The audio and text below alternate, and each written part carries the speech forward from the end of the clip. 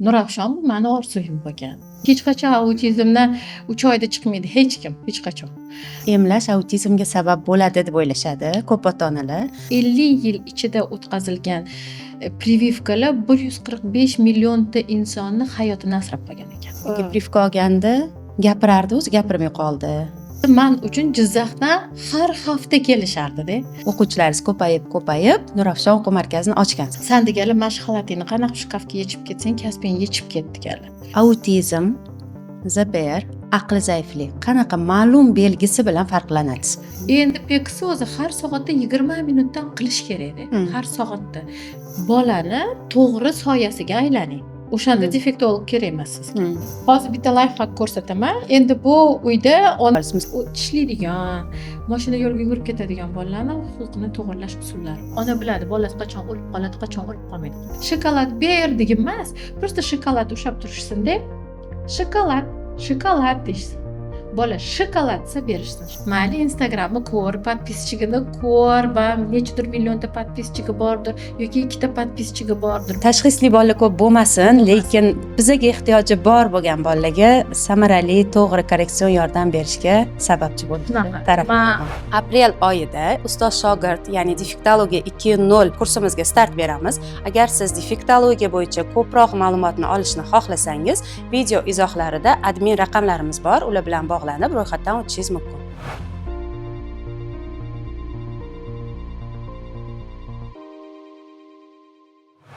Assalomu alaykum, hurmatli aziz kuzatuvchilarimiz. Bugungi podkastimizni autizm tashxisli bolajonlarni ota-onalar uchun amaliy ko'mak tarzida tayyorladik.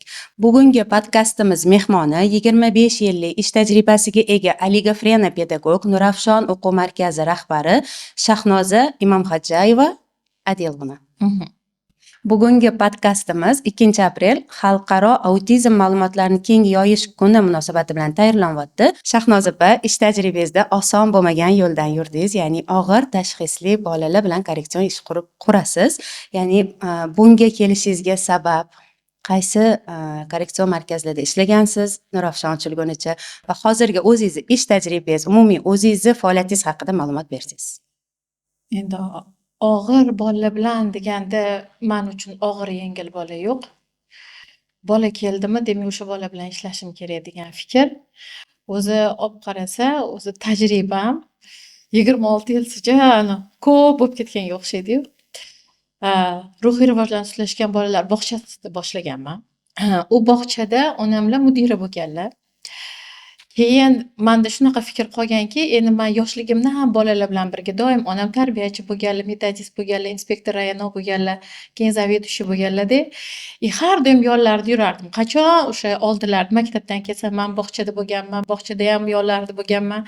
Doimiy o'sha ishlar, o'sha bolalar bilan ishlash bo'lgan narsalarni kuzatganim uchun menga bolalar bilan ishlash birdaniga osmondan tushib qolmaganda bu narsa demoqchiman.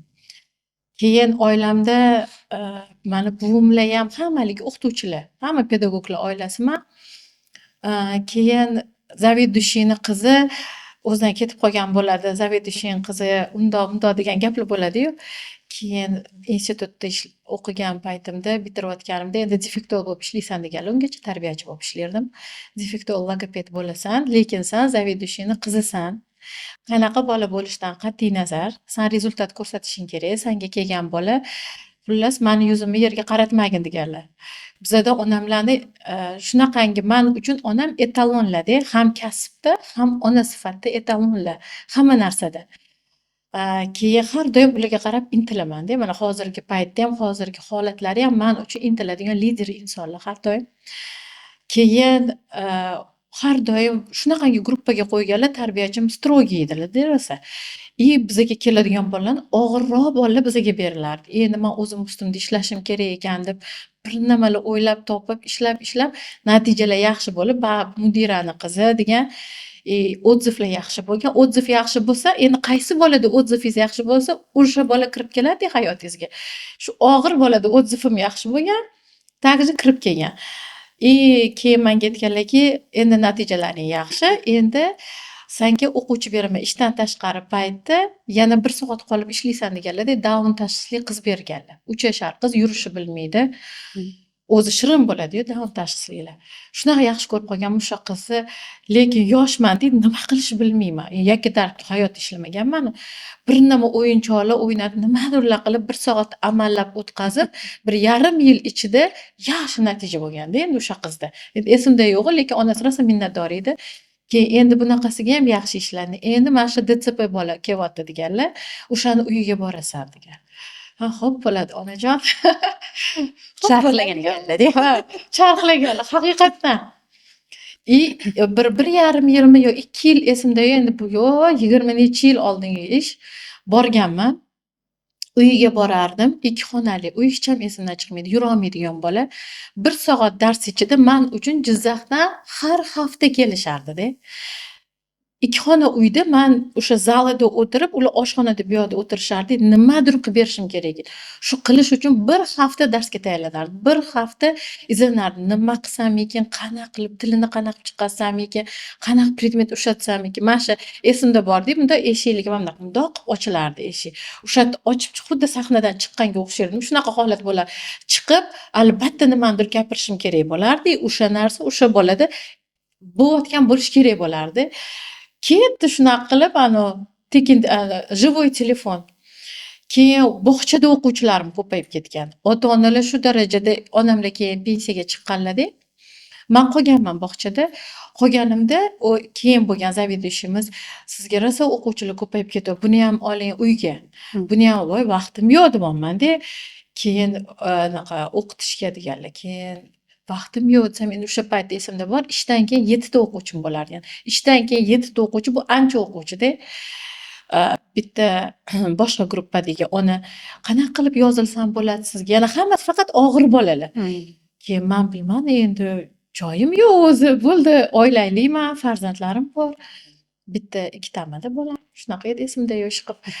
Xullas shunaqa desam, yo'q, men o'zim sizni ertalab kelardilar. Men ularni bolalarni olishim uchun ertalab 7:30 da uyga kelardilar menikiga. U bolalar bilan dars o'tardim. Ungacha hamma ishlarimni qilib bo'lgan bo'lishim kerak edi. Bolalar bilan dars o'tardim-da, ishga olib ketardilar, chunki o'sha bog'chaga bolalar borardi. Ishdan chiqishimga boshqa roditelim kelib turardi. Obedlar bilan, hamma narsa bilan. Uni ham tashxisli bolasi. Uyimga borardim. Men dars o'tardim, ular kartoshkamni artib yozib, oshxonada dars qilardi, kimdir xamirimni yoyib berardi. Endi u paytda qaynonamlar rahmatli bo'lgan edilar, lekin meni shu darajaga yetishimga mana shu fundament qurgan onam bo'lsalar, ulardan keyingisi qaynotam. Ular menda ishlang, nimaga ayol kishi uyda o'tirish kerak? Mana shu xo'jayinimlarga ham nimaga uyda o'tirish kerak? Ishlasin, zo'r kasb deyishgan. Mana shu meni kasbimda suzishim uchun okeanni yaratib berishganda, qaynotam. O'qituvchini oilasiga qiyin. Qaynotam.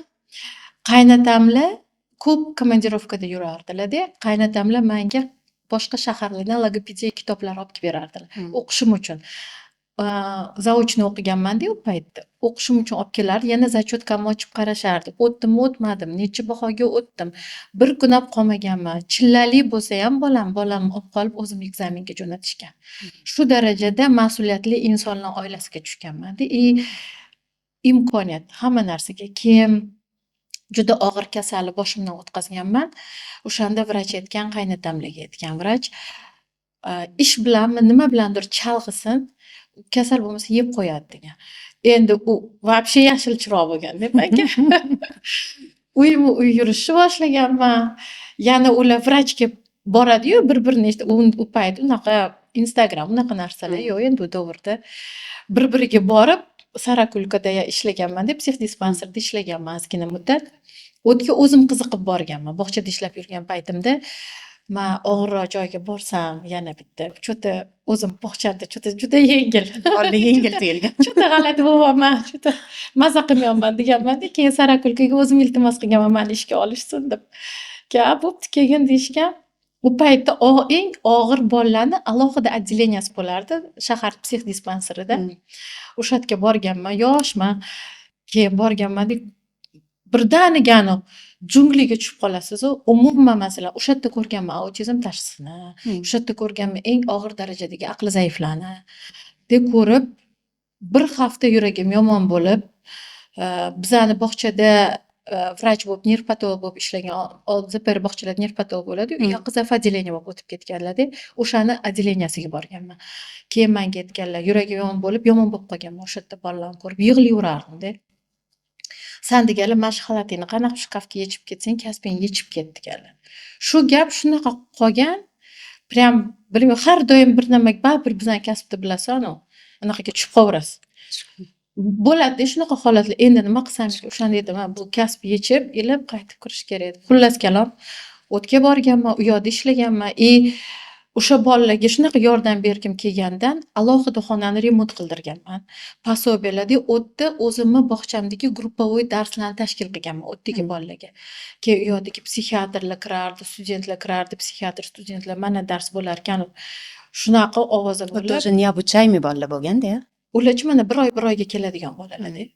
Ishim Necha yosh? 16 yoshgacha bo'lgan bolalar kelardi. Bir oylik bolalar. O'sha bir oy ichida nimadir qilib logopediya kitob tizamda turardi-da. Ochib o'qib olib boshqa keyin vrachlar orqasidan istoriya ko'tarib yurardim. O'shanda bilganman, shizofreniya, autizm, shunaqa og'ir tashxislar, og'ir imbetsilность qanaqa, haqiqatda qanaqa bo'ladi. O'shalarni ko'rib, keyin menga o'sha autizm tashxisli bolalarni zamglavvrach o'shanda mana shu bolalarni oling, siz ishlang deganlar. Keyin uyiga borib, hozir o'sha o'quvchilarim o'ylandi. Kattasi qizil oltin medalmi? Oltin medalga maktabni bitirgan. Aspergermidi? Shunaqa. Endi u paytda Asperger deyilmas edi-yu, autizm ham deyilmas edi, u paytda unaqa deyilmas edi, lekin uyiga borib ishlaganman, matematiklar oilasi edi ular. O'shanda o'sha o'zizcha ishlab bir nimalarni ko'rib mashinani ishlab ketgan. O'quvchilaringiz ko'payib, Nurafshon o'quv markazini ochgansiz. Yo, o'zi Nurafshon qanaqa ochildi? Shu haqida gapirsangiz. Nurafshon bu meni orzuyim bo'lgan. U paytda yo'q edi, bittayam Korreksion yo'q edi, faqat davlat tomonidan edi. Dars o'tib yurganimda o'tirardimda, bitta o'zim yetib bera olmas edim. SBO ham o'zim, muzika ham o'zim, art terapiya ham o'zim, logaritmika ham o'zim. Men aytgan boshqa mutaxassislar kerak menga. Men o'zim tushuna olmayotgan, mana muzikadan tushuna olmayotgan joylarim bor. Qizlarim pianinada o'qigani uchun pianinim ham bo'lardi, chaldirardim bolalarga. Keyin orzuyim bo'lardi, qilish kerak shunaqa sentr, shu bolalarga qilish kerak. Yozib yurardim har doim. Keyin shunaqa qilib kelishib, uyimni yonidan ochganman. Yonimizda bo'lsam, peshqum chiqib, peshqum kelgin senga. Vashi o'sha bo'lmayapti sani degan. Keyin shunaqa qilib ochganmiz. Hozir oldin bitta o'zim katta o'sha 8 ta xonali joyda bitta o'zim ishlaganman, hamma xonada dars o'tib chiqardim, xuddi odam ko'pga o'xshasin deb. Keyin o'sha birinchi qo'shimcha mutaxassisim defektolog bo'lmagan, men xudojnitsani ishga olganman. Menga art terapiya kerak deganman. Xudojnitsani ishga olib, mana hozir bizda 12 ta filial bo'ladi. Xolos mana yana bittasi ochiladi.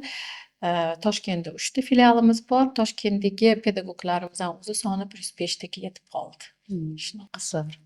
Birinchi ochilgan korreksion markaz. Birinchi ochilgan markaz Nurafshonli ekan, haqiqatdan. Zo'r. Xo'p, autizm bo'yicha qarashlar juda ham ko'p. Eng oxirgi ilmiy isbotlangan qarashlar haqida ma'lumot bersangiz. Autizm eng oxirgi ilmiy isbotlangani bu genetik kasallik ekanligini. Irsiy emas, adashtirishmasin. Nasliy emas, adashtirishmasin. Foizi bor. Nasldan naslga o'tish foizi bor. Uni ham aytib ketaman. Lekin bu genetik mutatsiyaligi hozir aniqlanyapti.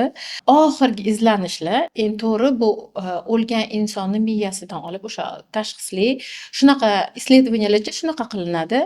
Nimaga men исследованиyaga rosalayam qiziqaman? Kontrolniy gruppa bo'ladi. Исследование o'tkazilayotgan o'sha tashxis, masalan, o'sha kasallikning gruppasi bo'ladi. Demak, o'lgan insonni o'sha miyasidan olingan 3 millimetrmi qanchadir miya olingan, o'sha narsa исследование o'tkazilgan oxirgisi. Bu исследование Manuel Casanova shunaqa degan olim tomonidan qilingan. Miyani o'sha qanchadir seriyali qilib kesilar ekanda, nima bo'ladi miyada o'sha narsa o'rganilar ekan. Demak, bizning miyamizda mini kolonka degan narsa bo'lar ekan. Mini kolonkalar o'sha bir-biriga o'sha neyronlarning yig'indisi o'sha kolonkalar bo'lar ekan. Bizning tashxisli bolalarimizda kolonkalar juda ham bir-biriga zich joylashgan bo'lar ekan. miya qobig'ida bo'ladi. Aprel oyida ustoz shogird, ya'ni defektologiya 2.0 kursimizga start beramiz. Agar siz defektologiya bo'yicha ko'proq ma'lumotni olishni xohlasangiz, video izohlarida admin raqamlarimiz bor, ular bilan bog'lanib ro'yxatdan o'tishingiz mumkin. Sog'lom insonlik sal masofasi bo'lar. Man olim emasman, uchёный emasman, medik emasman. No, man pedagogman, lekin o'ylaymanki, pedagoglar ham bilish kerak-da. Katta va'da berishdan oldin ildizini bilish kerak. To'g'risi. Autizmdan chiqaraman deyishdi. Конечно, hech qachon autizmdan 3 oyda chiqmaydi hech kim, hech qachon.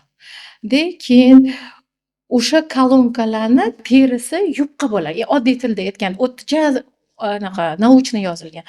Yupqaroq bo'lar ekanda, mana biz informatsiyalarni yig'ar ekanmiz. Yig'gan informatsiya bizda keyingi mini kolonkaga, mana kolonkada mini kolonka bo'lar ekan. O'tayotganda to'xtab o'tar ekan. Обработка bo'lib. Bizani o'quvchilarimizda shuni o'tib ketar ekan. O'sha o'tib ketgani uchun bizani bolalarimiz o'shaning uchun sensor buzilgan bo'ladi. Sensor buzilganligi o'shani hisobidan bo'ladi. Demak, ular o'shaning uchun bizani bolalar detal ko'radi. Mana bilasiz, detal. Biz masalan telefonni yaqqol telefonlikni bilamiz-da, obraz va so'zni birlashtira olamiz. Bizani bolalar telefonni kamerasini ko'radi faqat. Shunaqa narsa. Yoki faqat chiziqchalar ko'rishadi. Faqat detallar. Ularning hayoti bizani bolalarimizning hayoti detallardan iborat. O'sha detallarga bo'lgan reaksiyadan keyin mustahkamlanish bo'ladi. Detalga nisbatan. Ana o'sha shu mini kolonkani ishi buzilib qolgandan bo'lar ekan. O'shaning hisobiga neyrovоспаление degan narsa bor-da. Tushunasizmi?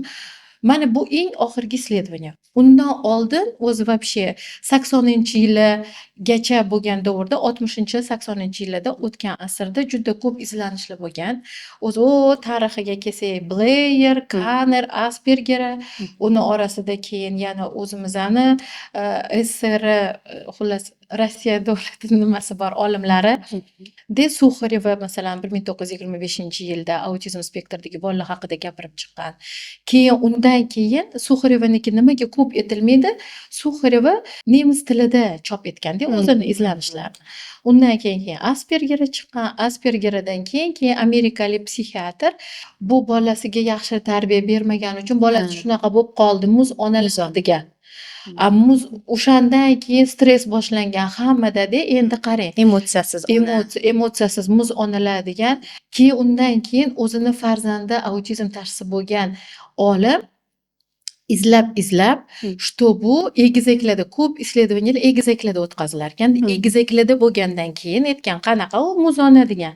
Egizaklarda bo'lyapti. Demak, bu neyrobiologiya, pastga tushamiz. O'sha homila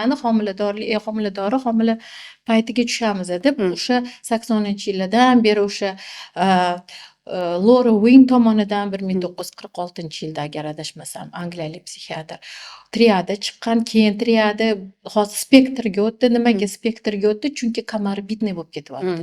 Masalan, bitta gen emasda, ko'p genlarning mutatsiyasi.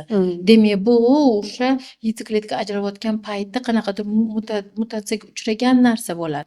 Faqat bu bizda bilsangiz, masalan, tipichniy bor, atipichniy. Tipichniy bilasiz. Tipichniy bilasiz. Shunda tug'ilishi bilan masalan 3 oy, 6 oyda maksimum bilinadi. Atipichniy bo'lsa 1 yoshdan keyin sekin bloklab yo'q bo'ladi. Откат bo'ladi. Hozir o'sha narsa ildizi точно bo'lmayapti-da. Точно aniqlanyapti, что genniy mutatsiya bu. O'shaning uchun neyrovоспаление bekorga emasda, neyrovоспаление. O'sha demak, qorindaligida bo'ladi. U tug'ilgandan keyin telefondan bo'lib qolmaydi. Mana shu oxirgi исследованияларga har doim aytamanki, исследование o'qinglar. O'tda har doim aytadi. Mana shuncha odamda qilindi. 14 million qanchadir odamda autizm tashxisini nimadurlari исследование qilingan. Bu vaksina aytganda, vaksina исследование qilingan.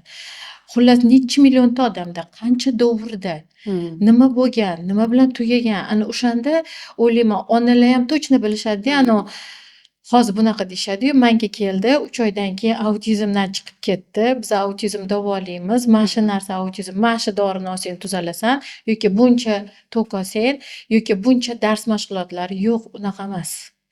Faqat oxirgi izlanishlarga o'qish kerak, bilish kerak, o'rganish kerak, nima uchunligini. O'shanda ildizini tushunsangiz, keyin yana bitta Robert Shram bor. Men har doim shu inson haqida ko'p gapiraman. Bilasizmi nima deydi?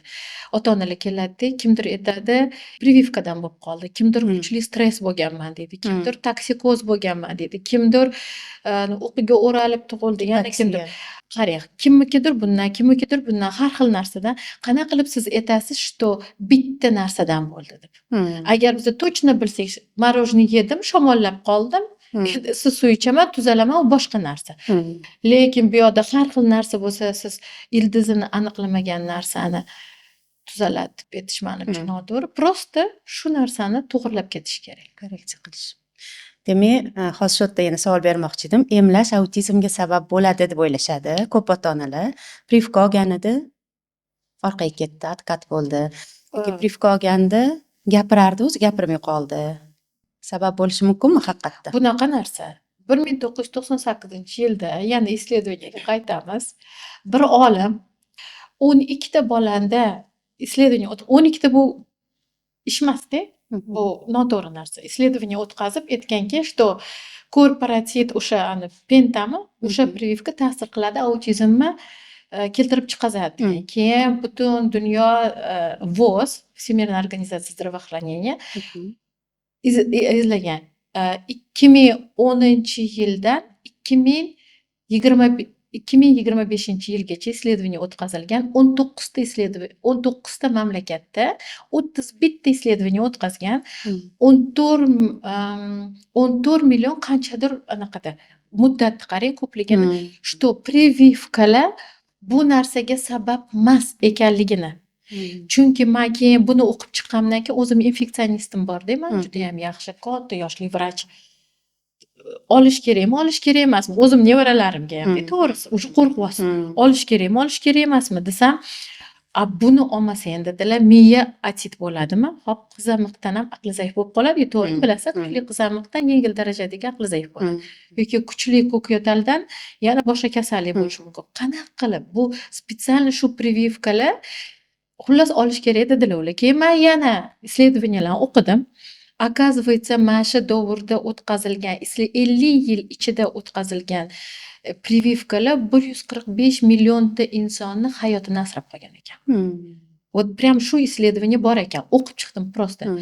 Lekin keyin o'yladim, nimaga haqiqatdan прививкаdan keyin orqaga ketgan bolalar bo'ladi. Demak, uni etiologiyasini ko'rish kerak. Homiladorlik qanaqa o'tgan? Homiladorlikgacha bo'lgan davr qanaqa o'tgan? Tug'ruq jarayoni qanaqa o'tgan? Hozirgi bolani o'sha vaksina oladigan paytgacha keladigan somatik holati qanaqa? Qaysi прививкani olyapti? Normalniyrog'ini-da endi demoqchiman, olish kerak demoqchiman. O'shanda menimcha bo'lmaydi. Autizmni bu ota-onalar uchun yengil qilib aytganimizda, autizm, ZPR, aqli zaiflik qanaqa ma'lum belgisi bilan farqlanadi? Bu bola aynan yoki siz bolani qanaqa kuzatasiz deb o'zi siz bilaman, ko'z qarashdan bilasiz bolada nima muammo.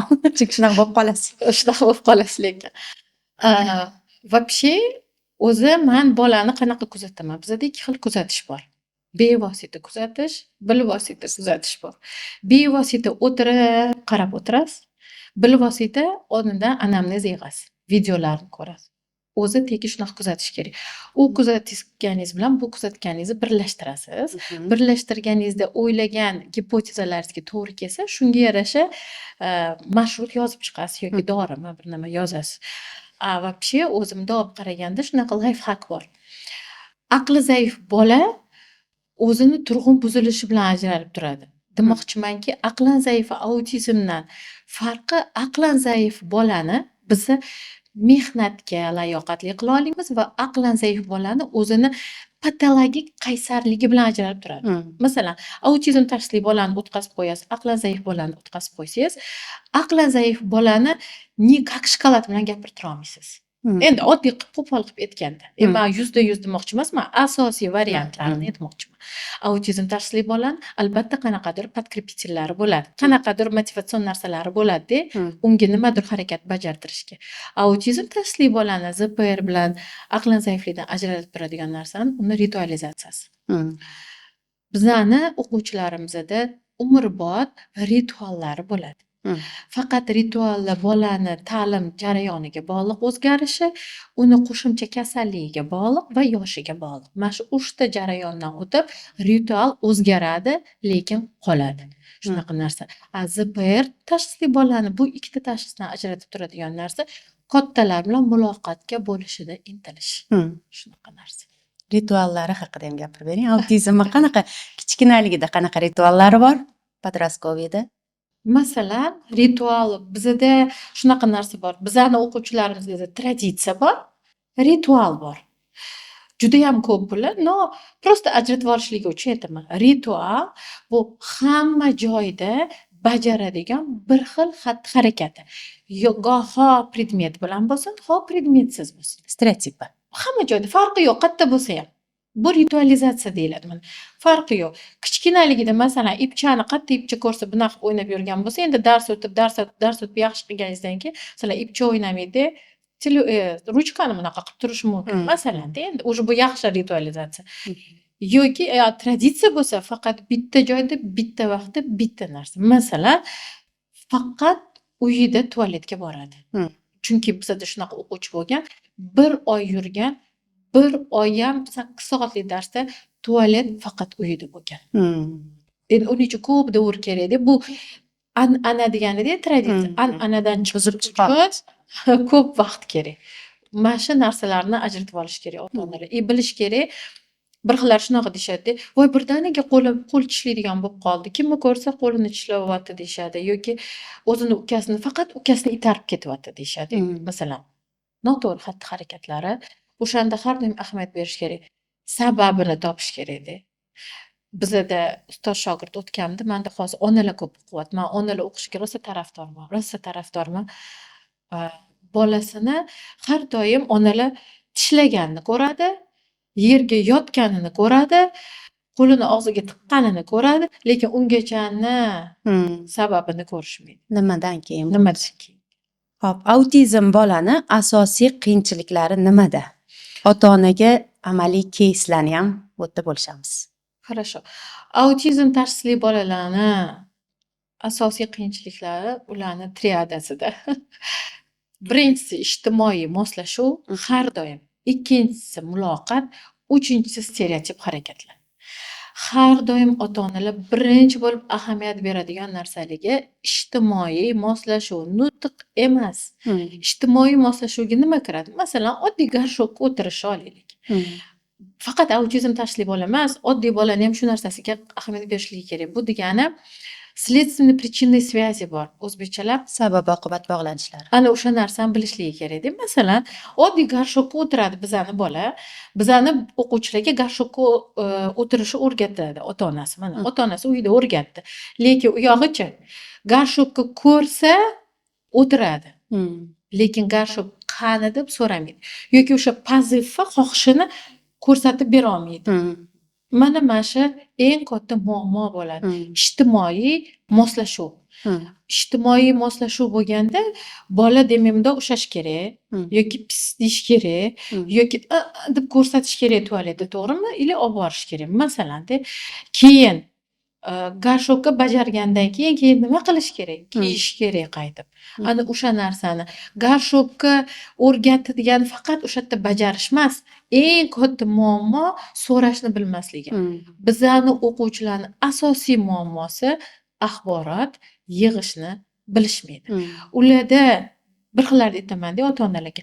Haqiqatan bundoq olib qarasangiz deyman, sizni farzandingiz o'zini qo'li borligini ham bilmaydi deyman. Faqat sizni qo'lingiz, moya tretya ruka bor. Faqat sizni qo'lingiz bilan, nima uchun sizni qo'lingiz bilan? Qachondir bundoq qilganda olib bergansiz, endi u qo'li bilan olish kerak emas, sizni yordamingizda oladi. Agar siz shuni ozgina jim tursangiz, keyin o'zimda sizga qaraydi. Eng katta muammosi ko'zga kontaktni yo'qligi, reaksiyalarni yo'qligi. Mana shu asosiy bizning reaksiyalarimiz bor. Xavfni his qiladigan mana bolani hayotini xavfsizligini ta'minlovchi reaksiyalar bor. Bu shovqinga reaksiya, ismiga reaksiya hamda ko'zga kontakt. Mana shu uchta reaksiyani to'g'rilasa, qolgan darslarga keragi ham yo'q. Qaysi biridan boshlab ko'rsatib berasiz? Давайте ko'rsataman, ko'zga kontaktdan ko'rsatib beraman. Qo'rquv hissini paydo qilish bu yerda ko'rsatib bo'lmaydi buni. Qo'rquv hissini paydo qilishmi? Э, Shunaqa tajriba bor. Shuni ham ayta qolay. Ayting, hammasini ayting bugun. Shunaqa tajriba bor. Malinka Albert deyiladi. Chunki men EBA modullarni lektoriman-da o'zim. O'tda tajribalarda gapiriladi. Hamma narsa EBAda shunaqangi o'rgatiladiki, hamma narsani kritika bilan qaragin deyiladi. Xulqqa mehr uyg'otishga harakat qilaman. Autizm tashxisiga mehrli bo'lish kerak. Mehr kerak. Bizani tashxisimizga mehr kerak. Mehr yetishmaydi. Demoqchiman, malinka Albert degan eksperiment bor. Qo'rquv, mani bolam rosa qo'rqoq deyishadi-yu. Yo'q, bu qo'rquv оказывается bizani bolalarimizga moslashtirilar ekan. Inson qo'rquv bilan tug'ilmaydi. Malinki Albert bu naukada noto'g'ri eksperiment deyiladi. Chunki oxiri tugamagan bu eksperimentda. Nima uchunligini ham aytib ketaman. 9 oylik bolachani, priютdagi bolachani, o'sha priютda o'sha bolani onasi medsestra bo'lib ishlagan. Olishganda, oldiga qo'yishganda, короче, bolacha o'tirgan, bolani oldiga pushistый anaqani olib kelishgan. Xomyakka, quyon, то есть xomячокka olib kelishgan. Bolada 9 oylik bola bilmaydi, o'ynagan uni. Keyin bolani yoniga quyon olib kelishgan, uni ham o'ynagan, qo'rqmagan. Keyin bolani orqasiga shirma qilishganda, shirmani orqasidan anaqada udar bilan urishgan. Xomyak kelgan, xomyak kelishi bilan o'sha sekund ichida udar bo'lgan. Bizda shartsiz reflekslarimiz bor, masalan, chaqmoq chaqqani qilasiz, o'sha narsa dro'j deyiladi, titrash deyiladi. U o'sha udar bo'lganda u bola bitta titragan. Keyin yana xomyak kelganda, keyin yana udar bo'lgan, bola o'sha yig'lab yuborgan. Keyin bolani oldiga pushistый nima olib kelishsa ham, Santa Claus anaqa maskasini ham kiyib, oppoq pushistый narsa kiyaversa, bola o'sha udar bo'lmasa ham yig'lagan. Mana bunaqa bo'lib qoldi bola deyshadi-yu. Tushunyapsizmi? Shu bu degan, bu bilan nima demoqchi bo'lgan? Qo'lga bog'lab qo'yishdi-da. Ha, o'sha Uotson aytgan ekan-da. Menga любой odamni bersanglar, men uni reflekslari bilan ishlab, har xohlagan odamim qiyofasiga keltira olaman degan ekan. Lekin bu eksperiment oxirigacha tugatilmagan, o'sha paytga kelib priютdan u bolani olib ketishgan ekan-da. O'sha oxiri nima bilan tugagani noma'lum, o'shancha eksperiment noto'g'ri eksperiment bo'lib qolgan, lekin bitta что isbot, qo'rquv bilan hech kim tug'ilmaydi. O'shaning uchun biza o'quvchilarimizga qo'rqishni ham o'rgatamiz. Aytadi-yu, unda tepaligiga chiqadi, qo'rqqanidan biladi, pastga tushmaydi dedi. Yo'q, unaqa emas. U bolaga o'sha narsa yaxshi ta'sir qiladi. O'sha tepalikda oladigan maza hissi o'shaning uchun u tepalikka chiqadi birinchidan, ikkinchidan balkim o'shada 1-2 marta konfet olgandir. Balkim o'sha oynaga chiqib, tepasiga chiqib turganda mashina tez-tez qorong'ida o'tgandirki, o'sha milkat degan narsa yoqqandir. O'sha narsasiga e'tibor berish kerak. Katta yo'lga yugurib chiqib ketib qoladi. Xavfni his qilmaydi. Chunki mini kolonkaga qaytamiz. Informatsiya tez o'tadi va detallarda fiksatsiya bo'lib qoladi bola. Hozir shu yerda bo'lmasa muammoli quticha haqidagi ma'lumotni berib ketsangiz. Zo'r narsa. Bizda Skinner degan olim bor. Bizning xulq-atvor tahlilimizda Skinner shunaqangi olimki, men bir xillarda shu olim ishlarini o'qib bittaman. Shundoq inson butun boshli xulqni tushuntirib ketgan bizaga. Juda oqibat bo'ladi. Skinner shunaqa narsa degan. Ungacha boshqa olimlar aytishganki, faqat degan nimadir bo'ladi-da, undan keyin harakat bo'ladi, bo'ldi degan. Skinner aytgan, yo'q degan. Sabab bo'ladi, harakat bo'ladi va oqibat bo'ladi. Chunki siz qorningiz ochganda ovqat yeysiz, keyin siz mazza qilganingizni bilasiz ovqat yeganingizdan keyin, endi har doim qorningiz ochganda ovqat yeyishingiz kerakligini bilasiz. Oqibatda qorningiz to'yganini bilasiz. Endi men hozir o'zimizdan toshkentchasiga aytyapman. Skinner unaqa qilmagan. Skinner muammoli yashik qilgan.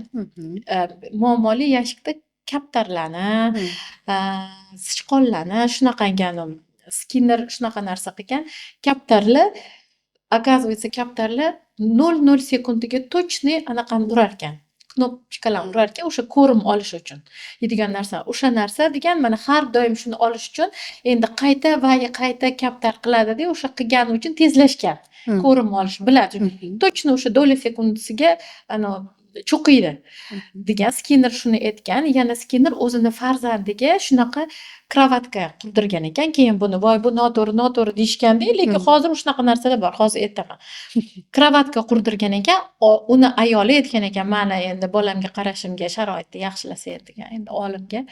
Keyin u kravatka qurdirgan ekan, kravatkada bolani o'sha temperaturasini, namligini ushlab turadigan, yig'lasa signal beradigan shunaqa yashik qurgan.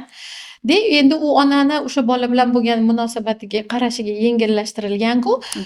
Keyin uni voy bu noto'g'ri, bolani shaxs sifatida u qutichaga joylab qo'yishadimi deyilgan. Buni videosini ko'rib chiqqan edim. Skinner shunaqa muammoli yashik qilgan inson bo'lgan.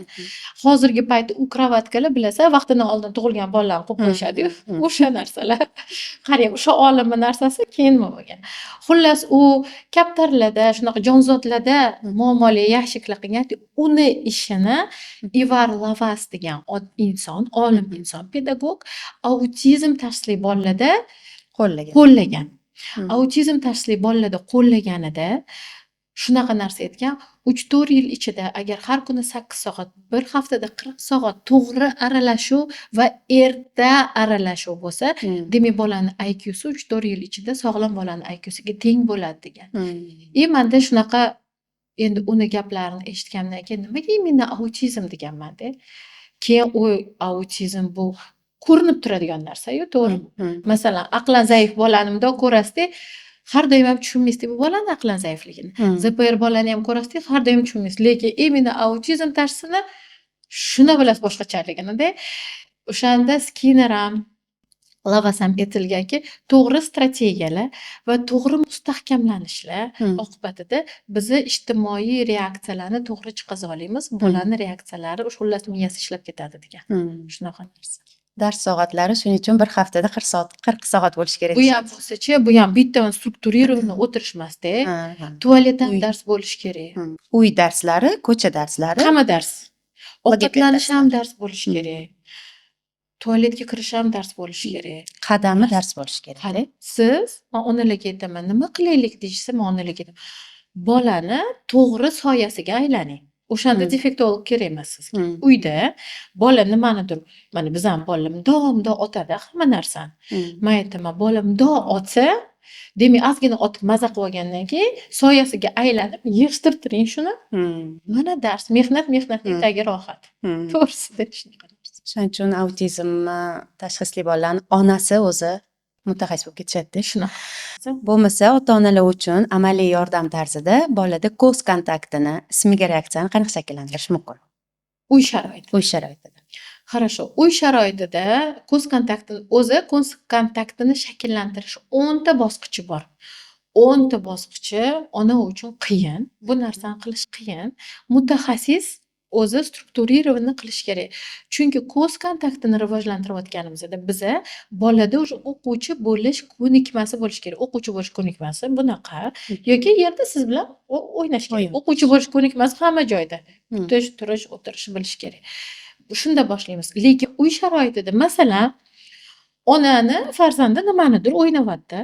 Shu o'ynayotgan paytda o'sha ona kelish kerak, vaqt topib, ozgina bolasi uchun kelib, o'sha narsa u ipcha o'ynaydimi, yerda bunaqa qiladimi, dumalab yotadimi, shunda yoniga kelish kerak, sal engashish kerak. Bunaqa qilish emas, bir xilla borib, menga qara. Yo'q, bilish kerak, bu reaksiya. Siz reaksiyani shakllantirayotganingizda menga qara demaysiz. Menga qara, ko'zimga qara desangiz, bu topshiriq bo'ladi. Reaksiyada gapirish mumkin emas, ismini aytish mumkin emas. Onalar shunga ayniqsa ahamiyat berishligi kerak. Bolani yoniga kelib, birga o'ynayotgan paytda ozgina o'sha o'ynayotgan, manipulyatsiya qilayotgan narsasini sal to'sishadi, lekin o'zligi o'sha zahotiyoq bolaga pasayib, engashib, bolani ko'zi bilan teng kelishadi. Agar bola 0,1 sekund nigoh tashlasa ham, sam bola bitta o'pib quchoqlab qo'yishadi. Buni har kuni, har soatda har o'ynaganda qilishsin, bir hafta ichida bola o'sha ko'zligiga qarab, ancha ismiga reaksiyasi bo'ladi. To'g'ri. Shunaqa narsa. Bolani urviniga tushib, ko'zini nima deydi? Ko'ruv maydoniga tushib, uni yaxshi ko'rayotgan narsani bilish kerak. Gapirmaslik, mana ona ham, mutaxassis ham qachon gapirish kerak, qachon gapirish kerak emas. Eng katta narsa kutishni bilmaymiz-da biz. Hmm. Biz har doim mana shu narsani bilib o'qituvchi bo'lib o'rgangan ekanmiz-da. Qilishing kerak, bajarishing kerak. Qilmasang 2 olasan, qilmasang 2 olasan. Lekin autizm tashxisini bitta shunaqa joyi bor. Undagi eng yaxshi bitta dona xislatini topib, o'shani faqat mustahkamlang. O'shanda bola sog'ayadi. Shunaqa narsa. Hozir bitta layfhak ko'rsataman. Endi bu uyda onalar boshini shundan boshlashsin, qolganiga mutaxassis kerak bo'ladi. Demak, bola nimanidir xohlayapti, nimadir tepada turibdi. Olgisi kelyapti. Siz endi bolasiz. Olgisi kelyapti, bizda qanaqa qiladi? Uni qo'lini quvuradi-yu, demak o'sha paytda siz qo'lingizni sekin cho'zing. Ko'zingiz manda. Qo'lingizni cho'zib olasiz. Mani qo'limni olib cho'za qoling, bundoq cho'zib olasiz. Men bundoq ushlab turaman-da, qaragunizcha kutaman. Qarang. Tushundingizmi? Olishga o'rgatdilar. Tushundingizmi? Nima degani? Buni aytmoqchi bo'lgan narsam ko'z va qo'l degan, ruka, glaz degan narsa bor. Chunki bizani bolalar qo'li hamda ko'zini predmetga qarata olishmaydi. Tushuntira oldimmi? Ko'z, qo'l koordinatsiyasi. Ular predmet o'radi, ko'zi boshqa joyda bo'ladi. Ona o'sha narsani ham o'sha paytda qo'liga tutqazib qo'yaveradi. Shuning uchun bola qarashni ham o'rgana olmaydi. Bizda tug'ma masalan bu narsa bizani sog'lom chaqaloqda 3 oyda bo'ladi. Tug'ma bo'ladi. 3 oylik bolada bo'ladi. Tajriba oladi. Bilasiz, mana 3 oylik yotgan bolaga mundoq qarab, mundoq qo'lini cho'zadi-yu, bo'ladi. Biza o'quvchilarimizga 15 yashar bola kelsa ham shundan boshlaymiz. Chunki bu reaksiya, bu shartsiz refleks. Nima uchun kerak bu? Eshik qars etib ustiga tushib ketsa, bundoq qilish kerak-ku. Tushunasizmi? Bu reaksiyalarni rivojlantirish kerak. Bu bittasi. Keyingisi yana hozir qilaman. Buni ham onalar qilishi mumkin, lekin qilishi mumkin deganimda endi urab qilish kerak emas-da bolaga. Mutaxassisdan ozgina so'rash kerak. Prosta bizda tomosha qilishni o'rgatish bor. Bizani bolalar bilsangiz, bundoq qiladi, ko'radi oladi. Yoki predmetni hamma qilib sinchiklab ko'radi. Sensorni ko'radi. O'sha mana shu yerda nimadirlar yoqadi. Lekin biza masalan nimadir predmetni olsangiz, bundoq ko'rasiz, qatidan ochilar ekan, nima yozilganikidan yoki sog'lom bola ham masalan 9 oylik bola, mayli emiliydigan oy 7 oylik bola nimadir gilamni tagiga kirib ketsa 7 oylik bola bundoq gilamni ochadi, bundoq qaraydi, kimdoq qaraydi, kimdoq o'sha narsani oladi. Yoki o'zingiz qatgadir nimadir qo'ymoqchi bo'lsangiz, bundoq qoshuqni olasiz, bundoq joyi bormikin deysizda, qoshuqni bundoq qo'yasizda, kimdoq yopib qo'yasiz. Qarang, bundoq 3 ta narsa. O'sha narsani biz bolalarimizga o'rgatishimiz kerak. Hozir sizda shuni o'rgataman, xo'p. Buni olmoqchi. Bunga qanaqa yurg'atsam shunaqa qarashingiz kerak, xo'pmi? Qarang. Oling. Tushundingiz-a? Bolalarimiz bilish kerak-da. Mana biz bolalarimizdan qorachig'ini narsani tomosha qilishga o'rgatishimiz kerak. Bu ko'z kontaktlari. Harakatlanayotgan jismni kuzatishda. Kuzatishni o'rganish kerak. Bu bittasi. Keyingisi endi o'sha narsani ustiga narsa qo'yayotganda, masalan, bor bunaqa narsa, bu uzoq xotira deyiladimi? Dolgi pametga o'tish kerak. Masalan, biz aytda kolgotkani joyiga olib borib qo'y deymiz-ku. Bolalar sirasi xotiralar kolgotka qatlaydi, o'sha tortmada deb olib borishadi-yu. Biz buni bolalarimizga o'rgatamiz, buni ham. Demak, buni o'rgatish uchun buni ushlaysiz. Onalar buni uyda, masalan, kolgotkaga naskiga qo'shayotganligida, naski yashikda turadi, bitta naski bilan qo'lda turadi. Bolani qo'lini olishadi, ko'rsatkich barmog'ini olishadi bolani, bering. Kutishadi qarashini. Keyin bunga qarashini kutishadi, keyin buni olishadi birga, keyin bundoq qilib berishadi. Hammasida siz mana shu narsaga qarab turishingiz kerak. Tushundingiz-a? Qaraydi, keyin qo'yish kerak. Har doim buni ne только onalar, buni mutaxassislar ham qilish kerak. Solishtirish, taqqoslash. Saralash bilan taqqoslashda har doim har bitta masalan qizilga qizilni qo'yib o'tirishadi-yu, sortirlarni. Yoki olmaga olmani rasmini qo'yishadi, yoki yo'lbarsga yo'lbars mullashini qo'yishadi.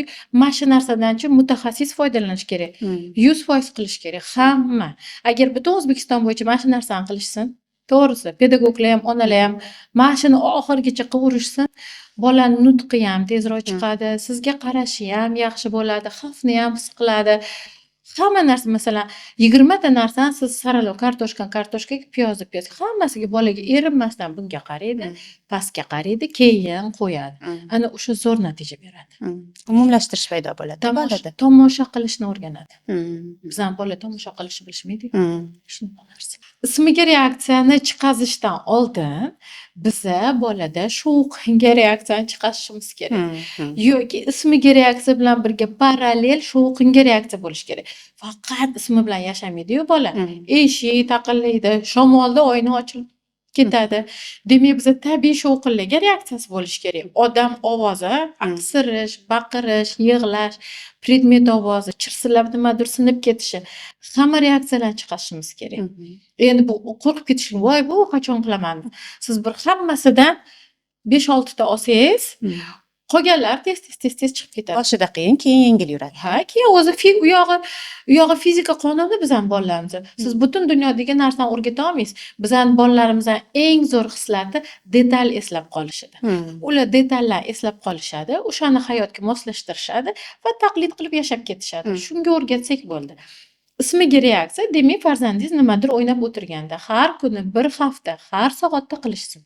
O'ynab o'tiradimi, yeydimi, nima qilishidan qat'iy nazar, bolani ismi bilan chaqirish kerak. Agar endi masalan strukturированный o'rgatish bor, lekin uyda qanaqa qilish kerak? Menga qara emas, faqat yolg'iz ismi. Chunki bola uni ismi o'sha ekanligini bilmaydi hech qachon. O'shaning uchun chaqiradi. Agar bola qarasa, o'sha zahotiyoq rag'batlantiriladi. 0 sekund vaqti bor ota-ona. Autizm tashxisli farzandi bor bo'lgan ota-ona bolasi yaxshi bo'lib ketguncha har doim prujinada yashash kerak. Bo'ldi. Boshqa men o'ylaymanki, ota-onani rasslabляться qilishi uchun vaqti yo'q. Chunki har bitta sekund autizmni hisobiga o'tib ketib qoladi. Bola bitta arqonni bir yog'ida ota-ona turadi, arqonni bir yoq tarafda autizm turadi. Agar ota-ona sal o'zi bilan o'zi chalg'ib qolsa, sal men aytaman, shoxdan shoxga sakrab qolishsa, unisi yoqmadi, bunisi yoqmadi, unisiga ham borib puli ko'payib ketadi, bir xillar. Shunaqa bo'lib qolsa, arqomda qilib autizmda qiladi, tortib oladi. Menga bolajoningni bera qol. Chunki muloqot elementini o'tkazib yuborishadi. Bola bergan signal o'tib ketadi. Конечно, shunaqa narsa bor. Bizning bolalarimizda har doim prekursor degan narsa bor. Shu narsaga ahamiyat berish kerak. Hech qachon bolalarimiz o'zidan o'zi tishlamaydi. Har doim tishlashdan oldin belgi beradi. Hozir tishlayman dedi. Sari uchroq bo'ladi. Hozir tishlayman sani. Hozir 2 marta qanaqadir deb qo'yishadi. O'sha momentini orasi bir 2-3 sekund bo'ladi. Agar shundan o'tmasa bitta tishlaydi yoki bitta boshi bilan uradi. O'sha payt hamma voy deydi. Ana o'sha voy yoqib qoladi. Endi bola har doim boshini uradi. Har doim bizani tashxisli bolaga nimadir o'rgatayotganingizda, siz har doim maqsadingiz aniq bo'lishi kerak. Siz matematikani o'rgatmaysiz, matematikani ichida ko'paytirishni o'rgatasiz. Yoki siz ismiga reaksiyani ichida shovqinni qo'shmaysiz, siz faqat shovqinni o'rgatasiz yoki siz faqat ismini o'rgatasiz yoki siz faqat insonni ovoziga reaksiya. Masalan, ismiga reaksiya bo'ldi, yaxshi bo'ldi. Faqat onasi emas, kim bor uyida? Hamma narsa. Bizani bolalar nimaga faqat o'qituvchida zo'rda, u yoqda rasvo. Chunki faqat o'qituvchi, uydagi jamoa yo'q. Uyda faqat aytgani bajariladi. O'zi aqliy muammosi bo'lganda ham, autizmda ham siz o'rgatdingiz, boshqa odam o'rgatish kerak, vaziyat o'zgarishi kerak, odam o'zgarishi kerak, 3-4 marta o'zgarishi kerak. Bizada dars jarayoni protokol yoziladi, marshrut yoziladi. Marshrut yozishdan oldin kuzatiladi. Kuzatilgandan keyin ilmiy nimalargadir asoslanamiz. Shu usul qaysidir ilmda yozilgan, isbot qilingan bo'ladi. Albatta isbot qilingan. Mana shu ko'z kontakti ham isbot qilingan narsa. Xullas qilinadi, keyin uni darsda qilinadi. Strukturированный sreda deyiladi. Keyin unga masalan uyida qila olmasa, onasi kiradi o'sha atrofga, onasi bilan birga qiladi, o'qituvchi yonida bo'ladi. Keyin o'qituvchi ketadi, ona qoladi.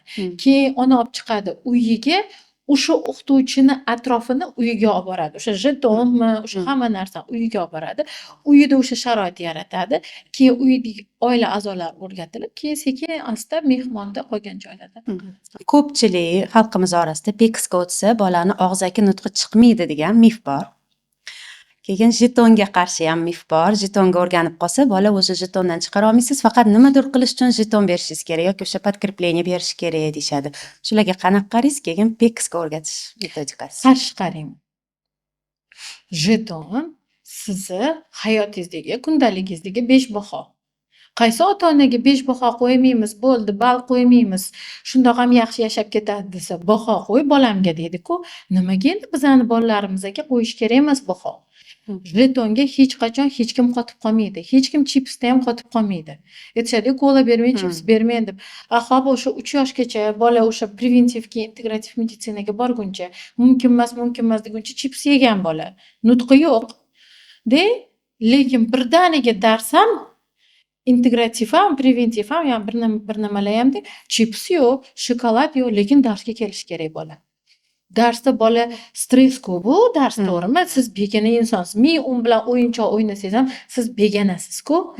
Bizani shartsiz ehtiyojlarimiz bor. Qornimiz to'qligi nima bilan? Ovqat bilan. Bizani bolalarimiz ham qorni to'qligi chips bilan. Demak, biz o'sha chips bilan bitta mana oldin chips beriladi. To'g'ridan to'g'ri o'qitish borda. Oldin har bitta bizga kerakli bo'lgan ijtimoiy hayotga mos bo'lgan harakatni o'rgatishimiz uchun, oddiy bunaqa o'tirish uchun yoki oddiy ruchkan yoki mayli o'tirmasin, xonaga kirgani uchun, aylanmagani uchun, yugurmagani uchun. Nima kerak mana hozir o'sha bola uchun, o'sha paytda nima o'rgatmoqchi onasi? Qo'shuvda ovqat yeyish, hamma narsani qo'lida yeb tashlaydi bizning bolalar. Hop, qo'shuvda yeyish uchun nima bilan mustahkamlaysiz? O'pgani tushunmasa, erkalagani tushunmasa, lekin chips yegan, lekin birdaniga endi chips bermayapti. Chunki shunaqa deyishgan. Unda uyda olib o'tirsin bolasini. Qanaqa o'rgatasiz? Demak, qo'shuvni bizda shunaqa shaping usuli bor-da. Asta-asta bosqichma-bosqich mustahkamlash yo'li bilan o'zingizga kerakli bo'lgan harakatni ishlab shakllantirish, yangi reaksiyani shakllantirish uchun bosqichma-bosqich mustahkamlash degani. Demak, bola qo'shuvni bunaqa ushasa ham chips berasiz, bunaqa ushasa ham chips berasiz, qachondir bunaqa ushasa chips berasiz-da. Endi har bitta chips berganingizda bittadan nima bilandir mustahkamlaysiz. Jetondan chiqib ketadi o'zi. Oldin jeton qo'yiladi, keyin nima desamki, keyin beshbaho qo'yiladi, keyin nakleyka qilinadi, keyin barakallaga o'tadi. Keyin 5 tasha deb qo'yasiz. 5 tashani tez tushunadi. O'sha sizni barakallangizni tushunish uchun oldin nimadir, qanaqadir predmetga reaksiya mustahkamlanishi kerak. Bolani to'g'ri reaksiyani mustahkamlanish uchun jeton kerak. Jeton hamma narsa bo'lishi mumkin. Jeton piramidani kolsosi bo'lishi mumkin. Jeton qo'ng'iroq bo'lishi mumkin. To'g'ri harakat qildi, zvonok chalib qo'ydingiz. Jeton bo'lishi mumkin, magnitlar, jeton bo'lishi mumkin, nakleykalar, farqi yo'q. Shunaqa narsa. PEKSga o'rgatish ketma-ketligi. Ota-ona uyda qanaqa qilib o'rgatishligi mumkinmi shuni? PEKSmi? Yo'q. PEKSga mutaxassis kerak. PEKSni ota-ona yoki bilish kerak. Bu bilimmi yoki mutaxassis kerak. Lekin PEKS boshlanganda uyda albatta qilish kerak. Davom etish kerak. Albatta, o'zi bizani tashxisli bo'ladi, to'g'ri jamoa yig'ilish kerak. Agar jamoa to'g'ri bo'lmasa, demak bolada xulqiy qarama-qarshilik bo'ladi. Zdaniyada yaxshi, undan tashqarida yerda yotadi. Shunaqa narsa. Kontrast bo'lmasligi uchun. PEKS bu ikkita logoped er-xotin tomonidan insult bo'lgan katta kishi bilan qilishgan, sog'lom insult bo'lib qolgan odam bilan qilishganda ilmiy isbotini topgan metodika bu. Metodika degani, demak, bu ilmiy isbotlangan, butun dunyo kengashlarida isbotini topgan, u uchun alohida nimadirlar qilingan, kitoblar chiqazilgan narsani qanaqa gapirmaydi? Qachon gapirmaydi? Qachon noto'g'ri qilinsa gapirmaydi. PEKS bu, demak, bizani barcha nutqimiz rasmlarga joylashadi. Bo'ldi. Siz o'sha bolaga shu PEKS kartochkalaridan foydalanganingizda, har gal chips bersa, chips 100 marta chips, axir bir kun bola sizga qarab chips deydi. To'g'ri qo'llash kerak. Bo'ldi. Bu ota-ona bilish kerak. Bu shunaqangi narsa. PEKS tashxis tanlamaydi. Mani markazimga ZPR kelsin, aqli zaif kelsin, unda PEKS kasal ehtiyoj bo'lsa PEKS deyman. Shuni qilinglar deyman. Chunki jest bilan bor, PEKS bilan bor, non-verbal kommunikatsiyada. Jestni bitta narsasi bor. Jestni qilayotganda magazindagi sotuvchi ham atrofdagi jamoa bilish kerak. Agar hamma tushunishi kerak. Bo'lmaydi. Lekin siz PEKS kitobcha bilan yurganda mundoq qilib bersa olma yegisi kelayotgan ekan deysizda, tushunyapsizmi? Siz har doim просто indamasdan yedirish emas, olma deyish kerak har doim og'zaki nutqda mustahkamlash kerak. Keyin shunaqa aytishadi, bola Peks kartochka olib ko'rsatish unga noqulay, og'iz orqali gapirish qulayligini tushungunicha Peks uni bilan yuradi. O'sha og'zaki mana biz ham pechat qilsak, qiyinroq, голосовой yozsa osonroq. Shuni bola tushunib yetganda Peks chiqib ketadi. Neyronniy связida shundoq ham Peksi bola shundoq ham tashlab yuboradi, gapirib ketadi. Gapiring. Lekin uni bosqichlaridan to'g'ri o'tish kerak. 6 ta bosqichi bor. 6 ta bosqichda 5 tadan, 4 tadan, 3 tadan qadamchalari bor. Ularni hammasini to'g'ri o'tish kerak, uni cheklisti bo'lishi kerak, ota-ona bilan uzviy bog'liqlikda bo'lishi kerak. Ota-ona erinmasdan o'sha kitobni ko'tarib yurish kerak, uyalmasdan. Bizga ko'taramiz, ota-onalar uyaladi просто. Ko'rsatib berasizmi? Ko'rsatib beraman. O'zini standart Peks kitobi bor. Tegi standart. No, bizada nima desam ekan, baribir ota-onani cho'ntagiga qaraysizda. O'shaning uchun biz o'zimizniki qilib qo'ya qolganmiz. Demak, bu bizning Peks kitobchamiz. Mana bu yerda faqat qizlar gapi bor edi, gapini berishmabdi. Mana bu yerda uzun yana gap degan narsasi bor. Gap tuzadigan. Gap tuzadi buni bola. Demak, bu yerda bolani imенно hozirgi holati bo'lishi kerak, yaxshi ko'rgan narsalar. Endi buni bosqichlari bor. Neytral kartochkadan boshlanadi. Mana shu kitobchada 150 ga yaqin 200 ta rasm bo'lishi kerak. Bolada. Endi bu jarayonni hammasi o'tish jarayonlari bor, ziyofat degan, magazin degan jarayonlar bor. Bularni hammasidan o'tganingizda oxirida mana e'tiborsi gap gapirgandan keyin. Oxirida unda uzun poloskasi bo'ladi. O'sha poloskasiga bola o'zini rasmi, gapirib qo'ygan narsasini rasmini yopishtiradi. Keyin bering degan qo'limda turgan rasmni o'shani yopishtiradi. Keyin poloskani unda olib sizga beradi. Oxirgi gap tuzganda. O'shanda siz o'sha poloskani oldingizga qo'yasiz. Bola gapirmaydi unda ham. Gap nutqi o'zi tegi nutqi chiqib ketadi u davrgacha. No, mabodoga a, b, m deb turgan bolalar bo'ladi. Ikkita tovushdan iborat bo'g'inlar gapirib turgan bolalarga manga chips bering yoki manga slaym bering deb bolaga beraveramiz. Gapiraverasiz, gap. Mana shu bitta kartochkani sizga bola berganda, siz kartochkani olganingizda, mana bola berganda, masalan, baliqcha deysiz, olganingizda baliqcha deysiz, o'ynayotganda baliqcha deysiz. Necha marta aytasiz bu so'zni? 3 marta aytasiz bu so'zni. Bola 3 marta eshitadi. Endi Peks o'zi har soatda 20 minutdan qilish kerak-da. Har soatda. Bola zo'r bo'ladi. Hozir biz shunaqa narsa qildik. Mana bunday qilamiz-da, xo'p. Bu endi kitobchamiz, lekin biz ota-onalarga osonroq bo'lsin dedik, chunki kitob bilan yurishmadi. Ko'chada yurish yurishmadi, chunki esdan chiqib qoladi. Haqiqat tushunish kerak ota-onani ham. Hamma narsani bo'yniga ilib qo'yaverish kerak emas-da. Biz ota-onalardan mana bunaqa telefon oldik. Telefonning ichida hech nima yo'q, lekin telefonni faqat qaysi o'quvchilarga qilamiz? Telefonga sensorniy stimulyatsiyasi yo'q bo'lgan. Telefonga mana bunaqa qilgan bolaga telefon qilmaysiz. Chunki unga Peksga o'zi bunga sensorniy zavisimiz bo'lsa qilmaysiz. Demak, telefondan prosta unaqa qiziqish bo'lmagan bolalarga qilamiz. Bu yerda bolaga alohida telefonni yoqishni o'rgatamiz. Buni alohida o'rgatdik. Oldin bu yerda kartochkada bizda 100 ta narsa bo'lganda qilamiz buni. Keyin unda ochadi. Bu yo'lga mana onaga qulayda bu. Nimaga qo'l ushasa, ona shunda rasmga olaveradi o'sha narsani. O'zini tabiiy holati bo'lishi kerak. Tabiiy bo'ladi. Bolaga o'rgatamiz. Bizda har doim konteyner bo'ladi. Peks shunaqangi jarayonki, bola ko'zi bilan ko'radi, qo'li bilan usholmaydi degan narsa bo'lishi kerak.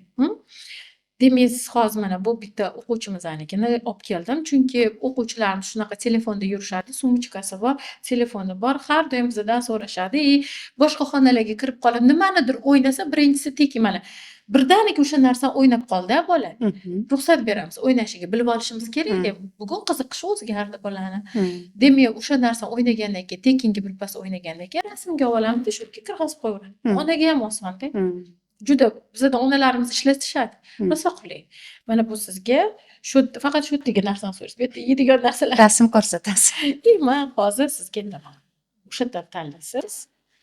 Shunaqa qidirishadi. Bolalarga buni hammasini o'rgatganmiz. Mana ba'zi sizni xohishingizni uyg'otib uyg'otishim kerak. Stimul.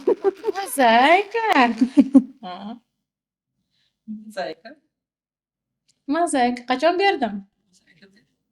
deb qaradingiz. Qaraganingizdan keyin berdim. Ko'rdingiz? Mozaika dedingiz, ko'zlarga qaradingiz. Buni endi yangi bu jarayonga kelganda bola уже qariydi-da. Hmm. O'shaning uchun kutdim. Men hozir ha deb berib yuborsam noto'g'ri bo'lardi. Mutaxassis sifatida, chunki albatta siz menga qaraganingizdan keyin berishim kerak. Kontakt olasiz. Ha, chunki telefonni men qachon ishlataman, qachon bolam уже ko'z qarashi 100% ani 10 ta etapdan o'tgandan keyin, ani tomosha qilishi 100% bo'lgandan keyin qilaman-da. Mana shunaqa qilib o'rgatamiz. Bola birpas o'ynaydi. Biz yana buni takже bundoq yopib, mana sensor xonalari, bu yerda bolani mana sensor xonalari, hamma qattiq yaxshi ko'rsa o'sha narsalar Shu yerga kirmoqchiman deb ko'rsatadi. ko'rsatadi.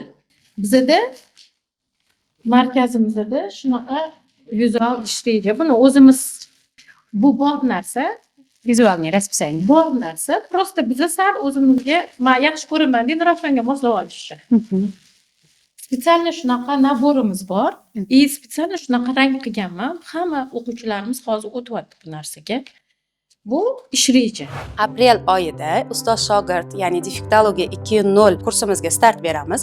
Agar siz defektologiya bo'yicha ko'proq ma'lumotni olishni xohlasangiz, video izohlarida admin raqamlarimiz bor, ular bilan bog'lanib ro'yxatdan o'tishingiz mumkin. Demak, bu bajarish kerak yashil, chunki rang bilan ham bilasiz, rang bilan differensiatsiya qilish kerak. Mana piktogrammalar.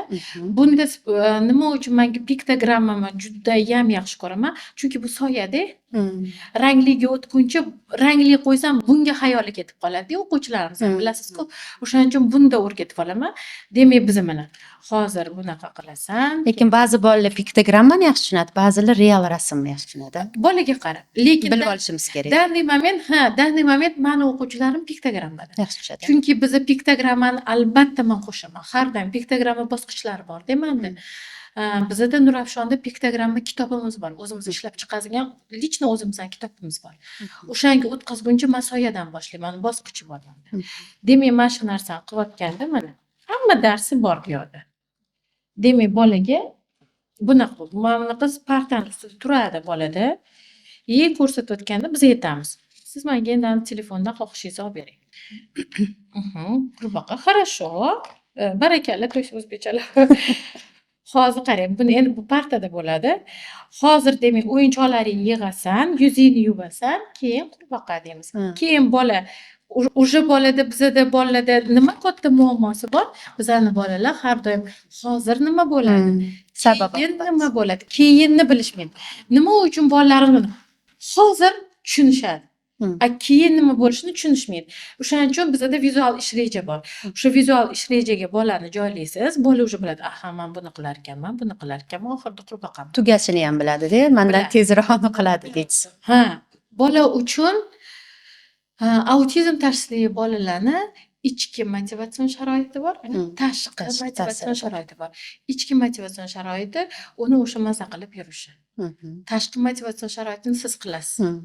O'yinchoq o'ynashga o'rgatasiz. Siz o'rgatasiz bu narsani. Masalan, hamma narsalarni bajarib bo'lganingdan keyin dumalaysan deysiz. Hamma narsani bajarganingdan keyin o'paman. Biz tashqi tomonda, ichki uni har doim maza qilishi. Biz bolalar bilan shunaqa dars o'tishimiz kerak, ichki motivatsion sharoiti bilan dars o'tishimiz Topishimiz kerak-da. Shunaqa. Ehtiyojini. Shunaqa. Shahnoz opa, endi hozirgi kunda inklyuziv ta'lim juda dolzarb va bunga ahamiyat yaxshi qaratilyapti. Inklyuziv ta'limga bolani qanaqa tayyorlash kerak? Tashxis bo'lsa bola inklyuziv ta'limda o'qiy oladimi? Uni nimalarga ahamiyat berish kerak? Qanaqa tayyorlash kerak va o'quvchi bo'lish ko'nikmasi mutaxassis tomonidan o'rgatilishi kerakmi? Ota-ona uyda yordam qilisha oladimi? Shu haqida aytsangiz.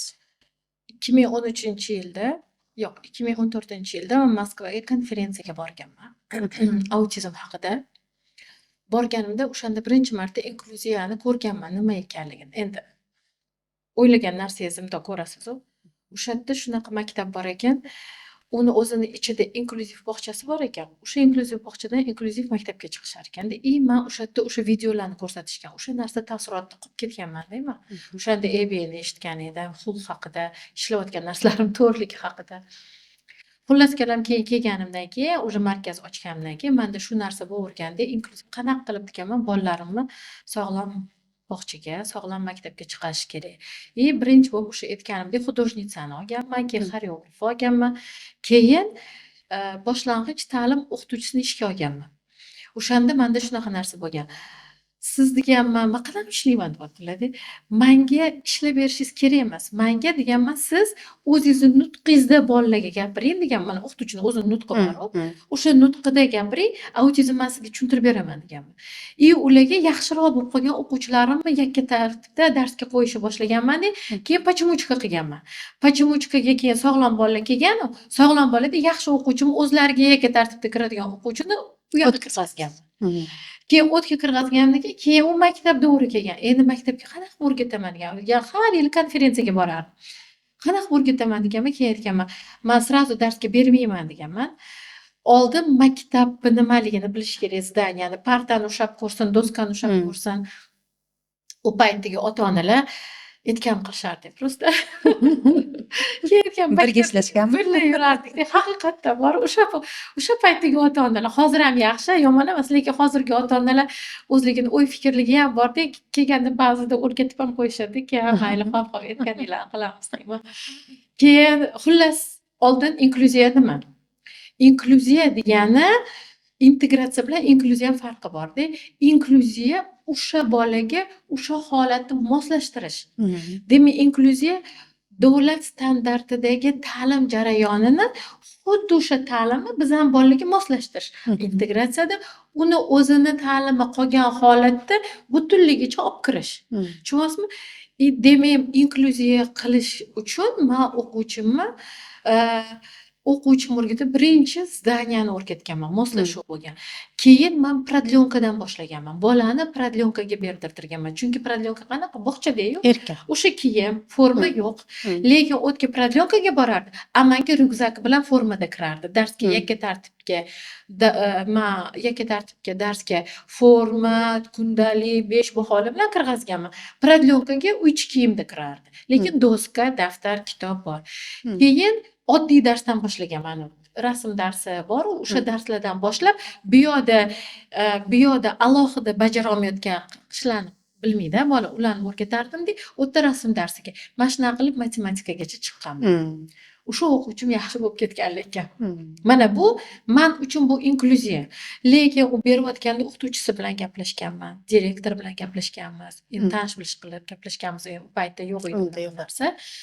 O'zim borib o'tirganman maktabga. Ham shunaqa qilardim. Bolani hayotga moslashtirish uchun inklyuziya faqat maktab emas-da. Inklyuziya magazin, inklyuziya zoopark, inklyuziya sirk, to'g'rimi? Men uyimga kelgan o'quvchilarni zooparkka o'zim olib borardim, sirkka o'zim olib borardim, teatrga o'zim olib borardim, magazin. Даже shunaqa qilganman. Keyinchalik markaz ochganimdan keyin ham bitta o'quvchim bor edi. Uni shunaqa inklyuziya qilish uchun Chorsiga borib, chorsizlar bilan gaplashib olma sotganmiz birga.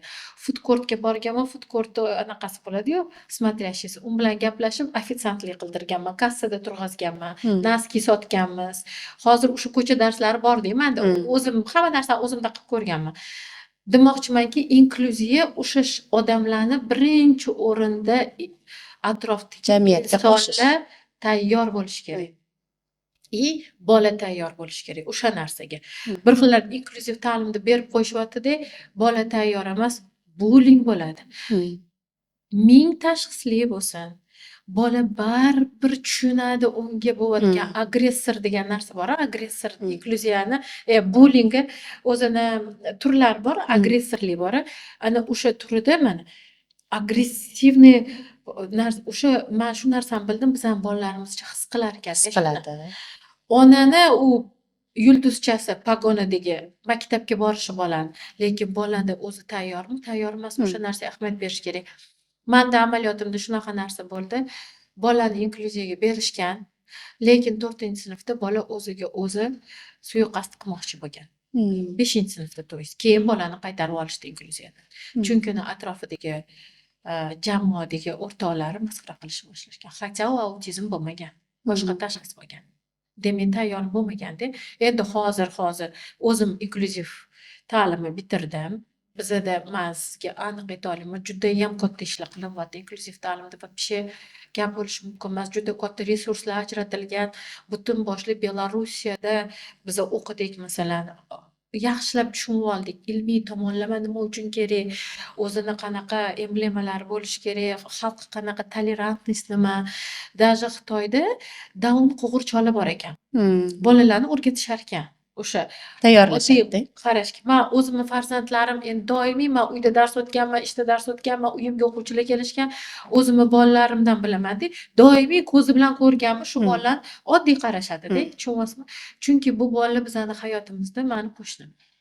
Ochiqchasi Shunaqa. Bullying bo'lganda, misol uchun bolada, endi bo'ladi, inklyuziv ta'limga chiqdi, ota-ona qanaqa turib berishi kerak, bolani endi bola ham his qiladi, unga o'zi boshqacha qarashayotganini, boshqacha munosabat o'rtoqlari yo'qligini, menimcha o'ylashimcha birinchi ota-ona turib berishi kerak. Keyin o'zi bola.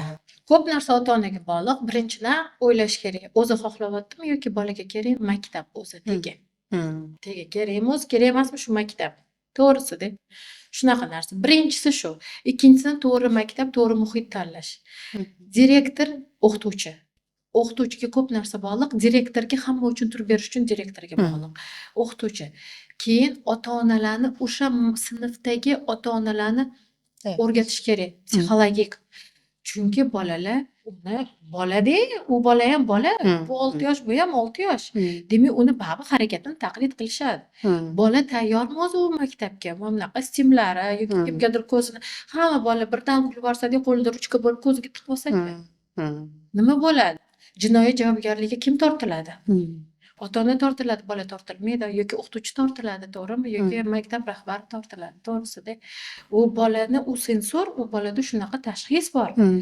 Demak, maktab tayyor. Keyin ikkinchidan autizm tashxisli bolaga sinf tayyormi? Bizda shunaqa jarayon bor. Jamoada, jamoa ichida, jamoa yonida, jamoadan tashqarida. Demak, bola tayyormi jamoa ichiga, ichida hamma bilan o'tirishga. Agar ichida o'tirmasa, lekin yozishi bilsa, chizishi bilsa, nutqi bo'lsa, atrofga kontaktlari bo'lsa, inklyuzivga tayyor. Demak, lekin jamoada o'tira olmasa, lekin jamoada o'zini yaxshi his qilsa, jamoada lekin alohida partada. Parta boshqa yoqda bo'lishi kerak, lekin jamoada. Mana shu narsani qilish kerak. Shunaqa narsa. Oldindan tayyorlab, keyin aniqlash kerak. Ota-onaga bog'liq o'zi bu ko'p narsa. Bizda o'zi to'g'risini aytaymi, onalar to'g'ri targ'ibot ishini olib yurish kerak hamma bilan. Asosan shunaqa narsa bo'ldi. Men onalarga qarshi bir nima gapirmoqchi emasman, lekin faqat masalan konsultatsiyaga ham ko'pincha kelishganligida bilimingizni tekshirishadi. Tashxis etishmaydi. Test qilishadi, sizni test qilishadi. Men aytaman, "Xo'p, Nurafshonga kelibsan, kelganingda masalan ko'r-ko'roni taqillatmagandirsan, bilgandirsan 26 yil deb hamma yoqda maqtanib yuraman, 26 yil. Yo'q, ochiqchasiga-da. Nurafshon biladi endi. Shu soha vakili biladi. Bolasi Tushgan odam biladi. Redka kimdir meni tanimaydi. Redka kimdir Nurafshonni bilmaydi. No, asosan kimdir biladi. Chunki men уверенностью bir oy tekin konsultatsiyalar oyi qildim yanvarda butun O'zbekistonda. 550 ta bola ko'rdim. Bu ko'p. Bir oyda. Bir oyda 550 ta bu ko'p. Nima uchun ko'p? Shunchani konsultatsiya qildim deyish ham boshqa, lekin kelajak nima bo'ladi deyish boshqa narsa-da. Shu 500 tadan bir 20 ta odam tanimadi meni. 20 ta qolgan hamma tanidi. Yana kirib sizni test qilishadi. Nima tashxis deb o'ylaysiz? Yo'q, tan bilasiz, nima siz o'sha deb o'ylayman men deyman. Shunaqa narsa. Onaga bog'liq. Onalar demoqchiman, mutaxassisi bilasizmi, onalar qanaqa sentr tanlash kerak? Mayli Instagramni ko'r, podpischigini ko'r, nechidir millionta podpischigi bordir yoki ikkita podpischigi bordir. Balkim o'zini hali nima qilib ulgurmagandir, PR qilib, lekin zo'rdir. Instagramdan tashqari живой telefon degan narsa bor-ku. Men ota-onalarga aytaman, bolangizni siz gavharingizni olib kirib olsiz. Xo'p, muammoli-ku, bilib turibsiz. Tavakkaliga pul tikasiz, bilmaysiz natija chiqadimi yo'qmi? To'g'rimi? Bilmaydi, hech kim bilmaydi, doridan ham bilmaydi. Kimnikidir uniki eshitadi, undan tuzalib qolgan bo'ladi, o'sha dorini olsa uniki ham tuzaladi. Yoki sentr, uni bolasi o'sha sentrdan zo'r bo'ldi. Bitta autizm keyingi autizmga umuman o'xshamaydi. Bitta Asperger keyingi Aspergerga o'xshamaydi. Bitta rast tashxisi keyingi rast tashxisiga вообще o'xshamaydi. O'shaning uchun ona o'tirish kerak. Men hammaga aytaman. Qaysi menga bunaqa deyishadi. Bilaman, siz rahbarsiz, bilaman, siz mutaxassislaringiz rosa zo'rligini ham bilaman. Filiallaringizni ham, lekin eng yaxshisini yozib bering deyishadi. Ey, man aytaman, qanaqa rahbar eng yaxshi, manda hammasi yaxshi deyman. Eng zo'r narsa deyman, vaqt ajratingda kelib filialda o'tiring. Kuzatib o'tirsin. O'qituvchilar qanaqa chiqib gapiryapti, to'g'rimi? Yig'layotgan bolani qanaqa olib kirib ketishyapti. Chiqib ota-onaga qanaqa gapirib beryapti, o'zini darsini sharhlab beryapti. Ota-ona qanaqa muomala ko'rsatyapti, administrator. Qansizki yuragingizga jiz etsa, o'sha yerga boringda, xohlagan o'qituvchingizga yozaring. Men hammaga shunaqa tavsiya qilaman. Boring, kameradan kuzating. Qancha yoqib beryapti, nima qo'yib berishyapti. Darslarga kirishga, конечно, ruxsat yo'q. Lekin prixojniysida o'tirishga ruxsat bor-ku har holda. Xo'p, endi bilamiz, ko'p og'ir tashxisli bolalarda masturbatsiya holatida bo'lamiz. Shu sharoitda ota-ona yordam qila oladimi? Qanaqa yordam qilish kerak o'zi aslida? Buni qanaqa oldini olish emas, o'zi bor bu narsa, qanaqa bartaraf qilish kerak? Yoshga e'tibor berishsin. 3 yoshda qilayotgan bo'lsa, to'xtatish kerak. 15 yoshda qilayotgan bo'lsa, imkon berish kerak. Nima uchun? 15 yosh pubertat. Bo'ldi, uni qanaqa to'xtatasiz? U bo'lgan o'sha paytgacha. Demak, shunaqa narsa bor. Yolg'iz qolishni xohlayman deb tekstda o'rgatiladi. Endi ko'pincha bu narsa nutqi yo'q bolalarda bo'lgani uchun aytyapman. Tekstda bola yolg'iz qolishni xohlayman deydi, "Хорошо, xonangga bor" deymiz. Bizda shunaqa narsa bor. Biz bu bilan shug'ullanamiz. Birinchidan u, ikkinchidan har doim ko'rish kerak, nima uchun qilyapti. Balki bir marta shunaqa qilganda oyisi "Voy, unaqa qilma" degan, oyisini chaqirish uchun qiladi. Balkim shunaqa qilganda shokolad berilganda, balkim pampersda yurgan, isib ketganda shunaqa qilgan yoqib qolgan yoki uxlashdan oldin qiladi. Ko'pincha bundoq qarasangiz, bolalar ovqat yeydi, ovqat yegandan keyin uxlashdan oldin shunaqa narsa qilish kerak. Har xil birinchi bo'lib sababini aniqlaymiz. Sababini aniqlagandan keyin o'sha sippochkani uzishga harakat qilish kerak. Ovqat yegandan keyin shu narsani qilib uxlasa, demak, bunaqasi yotib uxlasa, bolani bunaqasi yotib 3 yashar bolani, 3 yashar bola qilyapti, uni to'xtatish kerak. 3 yashar bolaga ruxsat bermaymiz. Demak, bola ovqat yeydi, ovqat yegandan keyin faqat shunaqa qilib uxlaydi. Bu narsani kuchaytirib borishgan 15 minutgacha bo'lib ketadiganlar bor, men kuzatganman. Demak, bolani o'sha paytda yoki chalg'itib, yoki aylantirib, yoki mashinada yursin. Mashinada bunaqa qilgandan ko'ra bolani uxlaguncha shaharda mashinada aylantirib yurib, keyin mutaxassisga borgan yaxshi. To'g'risida, hech bo'lmasa shu usulni qilishsin demoqchiman. Yoki bolani yana 3 yashar boladan gapiring. 3 yashar bola masturbatsiya qiladi. Demak, uxlashdan oldin faqat masturbatsiya qilib uxlaydi. Masturbatsiya qilganda ham kuzatish kerak. Terlaydimi, ter chiqib ketadimi, qizarib ketadimi? Ba'zi bir bolalarda ko'pincha shunaqa bo'ladi. Agar terlab chiqib ketsa, endi juda bu zakreplённый bo'ladi, qotirilgan bo'ladi. Demak, bolani u ota-ona bu narsani baribir har doim mutaxassis bilan birga tahlil qilish kerak, mutaxassisga borish kerak. Lekin sizni kuzatuvchilaringiz masalan qishloqda, uzoq-uzoqda turadiganlar bo'lsa, ularga maslahatim. Agar 3 yashar bola masturbatsiya qilsa-da, terlab pishib ketayotgan bo'lsa o'sha paytda, demak, ovqatlangandan keyin uxlashdan oldin bo'ladigan bo'lsa, shu bilan faqat uxlaydigan bo'lsa, demak, bitta qilinadigan narsa bolani bunaqasiga yaxshilab yo'rgilay, bo'g'ib o'lgunicha emas, yo'rgilaydi. Xuddi chaqalonni yo'rgilagandek yo'rgilaydi. Chiroyli gapirib, bola yaxshi ko'radigan narsasi, masalan, ovqat yegandan keyin balki shirinlik yerman, bilmayman. O'sha narsani berib, bolani yastovda mamna qilib uxlaguncha terib atishsin. Uxlagunicha chidashsin. 1 yig'laydi, 2 yig'laydi, 3 yig'laydi, qo'nadi. Chunki u ona biladi, bolasi qachon o'lib qoladi, qachon o'lib qolmaydi. Qo'polib ketganda. No, 3 yasharli bolani oldini olishsin.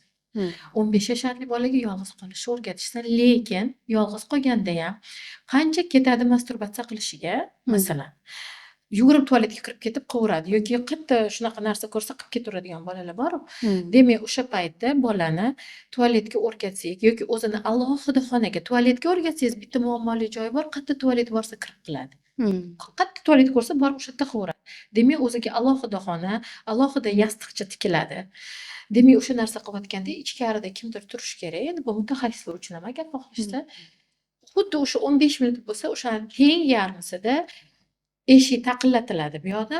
U yoqdan uni o'sha yordamchi yo adasi bilan bo'ladi-da bu narsa. Adasi bolani turg'azib, eshikni ochib, ona aytadi: "Bo'ldi, bolajon" deb yotaver deb o'sha narsa bo'linadi.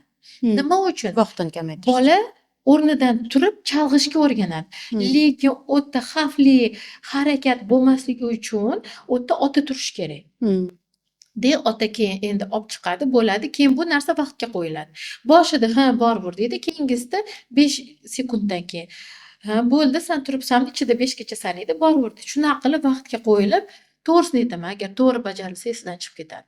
Lekin bitta narsa, masturbatsiyani yoki onanizm mana shunga o'xshagan jinsiy qanaqadir xatti-harakatlarni oldini olishayotgan bo'lishsa, har doim o'ylashsin, bu juda kuchli motivatsion sharoit, judayam yuqori xohish. Bu yuqori xohishni boshqa yuqori xohishga almashtirish kerak, albatta. Baribir qilib qo'yadi shunaqa narsa. Biza ko'pincha sensor to'yinmaslikdan deb sensor tizimda ishlanadi, kichkina bo'lganda. Kichkina bu. Endi men sensor to'ymasligini bilmayman. Masalan, agar bolada haqiqatdan endi mana svyazi borda, ovqat yedi, qildi, telladi, uxladi. Qanaqa sensor to'yintiraslik to'g'risini desam bilmayman. Undan ko'ra men ovqat yegandan keyin bolani mashinada 15 minut aylantirganda Yo'q, endi u vaqtda emas, mashg'ulotda. Ha, mashg'ulotda unaqa qilsa, unda ko'rish kerak. Agar mashg'ulotda shunaqa narsa bo'lsa, ahamiyat beramiz. Agar siz mashg'ulotda shunaqa qilishni boshlasa, voy deb siz demak talabdan qochish uchun qilgan bo'ladi. Agar mashg'ulot paytida masalan shunaqa bo'lishi mumkin. O'sha narsa sizni ko'rishi bilan shu narsani qilishni boshlasa, endi ko'pincha o'zi bu narsa dars paytida qilsa talabdan qochish uchun bo'ladi. Demak, siz o'ylashingiz kerak, nima berdingiz bolaga? Demak, sizga strukturирование partida emas, sakrash kerakdir bolaga, yugurish kerakdir. Shunaqa narsa yoki o'sha qo'lini nima bilandir chalg'itish kerakdir o'sha paytda, to'g'rimi? Shunaqa narsa. Yana jarayonlar bor. Endi u jarayonlarni aytib o'tmayman. Xavfli degan jarayonimiz bor. Buni faqat mutaxassis onadan ruxsat olgan holatda biza bajaramiz. Qoladi. U narsani qilsangiz, tishlaydigan, mashina yo'liga yugurib ketadigan bolalarni xulqini to'g'irlash usullari bor. Bitta gap aytaymi Nilufar, to'g'risini aytsam, ota-onalar shu narsani bilishligi kerak. Bolasini hayotidagi hamma ular qo'rqayotgan xatti-harakatini tuzatadigan metodikalar bor, usullar bor. Bilish kerak, qachon mutaxassis bo'lish kerak, qachon ishlatish kerak bu narsa. Qo'rqmasin ota-ona, bilsin bo'ldi. Shunaqa narsa. Qochish kerak emas-da. Xulqni boshqaradigan yana qanaqa usullar bor? Xulqni boshqaradigan usullar ko'p. Shunaqa usullar bor bizda. Xulqdan oldin keladigan qanaqadir narsani qadrini qadrlashtiradigan shunaqa bizda usullarimiz bor.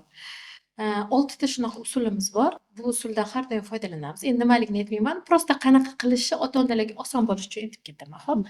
Masalan, bitta usulimiz bor. Masalan, bolasi faqat yugurib yuraveradi. U yoqdan bu yoqqa aytishadi, "Voy, jonimga tegib ketdi." Ha, yugurib yuradi deyshadi. Hech to'xtatolmayapman deyshadi. To'xta, tur deyshadi, bola tushunmayapti. Nima qilishligi kerak? Bu usulda xulq ijro bo'lmagan holatda mustahkamlash degan narsa bor. Bu degani demak, qachondir o'sha yugurganda bola axir turadi. Bunaqa. Yugurishga qarama-qarshi yo turish yo o'tirish, to'g'rimi? O'sha paytda endi ota-ona aytmoqman, prujinadek bo'lish, startda turish kerak. Har doim yaxshi ko'rgan narsasi bolani, yaxshi ko'rgan narsasi chegida bo'lishi kerak, o'yinchog'i qayerdadir bekitilgan bo'lishi kerak yoki bola o'pib quchoqlashga tayyor turish kerak. Har doim bola yugurmagan holatda yoki o'tirsa yoki televizor qarab birpas tomosha qilib qolsa, o'sha paytda borib quchoqlab o'pib qo'yish kerak.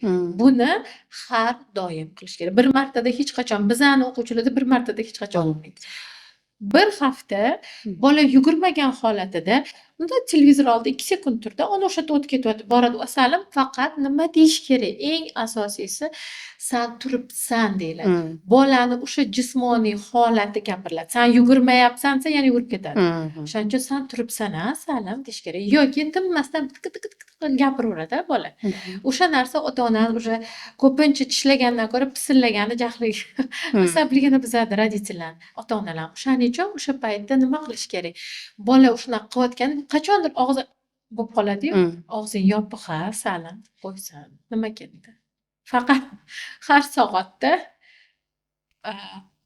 jim bo'lgan vaziyatni o'tkazib olmasdan. Endi bu protseduralarni qilish uchun ota-ona qanaqadir o'zini vaqtini ajratib 1 soat bolam bilan faqat shuni qilaman deyish kerak. Men aytaman-da, ota-onalar sorcherlar sotib olishadi, kartochkalar olib olishadi. Nima keragi bor deyman. Bir qo'lingizda kapkir, bir qo'lingizda latta, bu yog'ingizda shokolad. To'g'risida. Onani farzand nimada ko'radi? Qozonni oldida sipirayotgan holatida. Demak, ona farzandiga sipirishni o'rgatsa tezroq, ko'nikma hosil bo'ladi. Sensoriy integratsiya. SBO SBO. demoqchiman. Haqiqatdan mana 1 soat o'zini vaqtini ajratib, kartochka o'tmasin, sorter o'tmasin, o'tirsin bolasiga qarabdi, shokolad bo'lsin qo'lida bekitilgan yoki o'pib qo'ysin, mayli shokolad bermasin. Bola bir payt o'sha o'ynab o'tiryapti, asabga tegadigan ovoz aytyapti, bir payt jim bo'lib qoldi. Voy jimsan-a deshgan. Jimsan emas, og'zing yopiq desh kerakda, o'pib qo'ysin, shokolad berib qo'ysin. Yana jim o'tiraversin. 1 soat. O'ziga o'zi monitoring qilsin miyasida. Mayli checklist yozmasin, miyasida monitoring qilsin. Ha, bugun 1 soatda 2 ta 3 ta berdim. Keyin gal endi bitta berdim, ko'paydi-ya desa biladi o'shanda. Monitoring kerak-da baribir. Qilmasa qanaqa tushunmaydi, bo'lmadi deydi. Bunaqa narsa bor-ku, dieta tutayotganingizda qaysidir paytga kelganda tarozi to'xtab qoladi-da, keyin birdaniga semirib qolasiz. Endi men juda shu muammo bilan yurganim uchun semirib qolasiz. Keyin bitta pirojni yesam o'lamanmi deysiz. Ota-ona ham shunaqada, natija bo'lmadi deydi. Unaqa qilishmasin. Bitta gap aytaymi? Qanaqa markaz bo'lishidan qat'iy nazar. Markazga borishdimi? Albatta natija bo'ladi bizning bolalarimizda. Men ishlashi bilmaydigan mutaxassis ham har kuni bitta narsani gapiraversa, albatta nimadir bo'ladi. Faqat mutaxassislar muddat belgilamasa bo'ldi. 3 oyda yaxshi qildik degan muddat demak bola autizm emas, boshqa narsa bo'lgan. Sensoriy bo'lgan. Yana keyingi usul alternativa deyiladi. Masalan, alternativaga pegsa olamiz. Yoki uyda nima qilishsa bo'ladi alternativaga. Hozir bundoq qildim, bundoq ushladilar, bundoq qildim-ku. Shunaqa bizada tabiiy holatda kommunikatsiyaga kirishish usuli bor-da. Alternativa qilib o'rgatib beraman. Alternativa keyingi usul, bola har doim yig'lab shokolad so'raydi. Yig'lab shokolad, hop autizm bo'lmasa, nevroz bo'lsin, so'raydi. O'sha paytda bola o'sha yig'layotgan paytida, demak, biladi, ona hozir yig'laydi, shu shokoladni ko'rsa yig'laydi. Shokolad bolani qo'li yetmaydigan, lekin ko'z ko'radigan joyga qo'yadi. Bola o'sha shokoladni ko'rib, endi o'sha 0 sekund vaqti bor onani. O'sha paytda bolani qo'lini oladi. Alternativa, yig'lashga alternativa mana bu narsa ko'rsatadi. Bundoq qo'lini ushlaydi, bolani qo'lini bundoq qiladi. Bola o'sha paytda bundoq shokoladga qarasa, shokolad beradi. Bu yig'lashga alternativa. Keyingi yig'lashga alternativa peks. Keyingi yig'lashga alternativa jest. Keyingi yig'lashga alternativa so'z. Shunaqa narsa, mana bola eho alternativadan foydalanamiz. Yoki bizda shunaqa narsa bor. Yangi huquqni shakllantirishda ehodan chiqazish deylik. Masalan, bolaga nima xohlaysan? So'ra, shokolad deyshadi-da. Keyin bolaga ber degan shokolad ber degan deyshadi.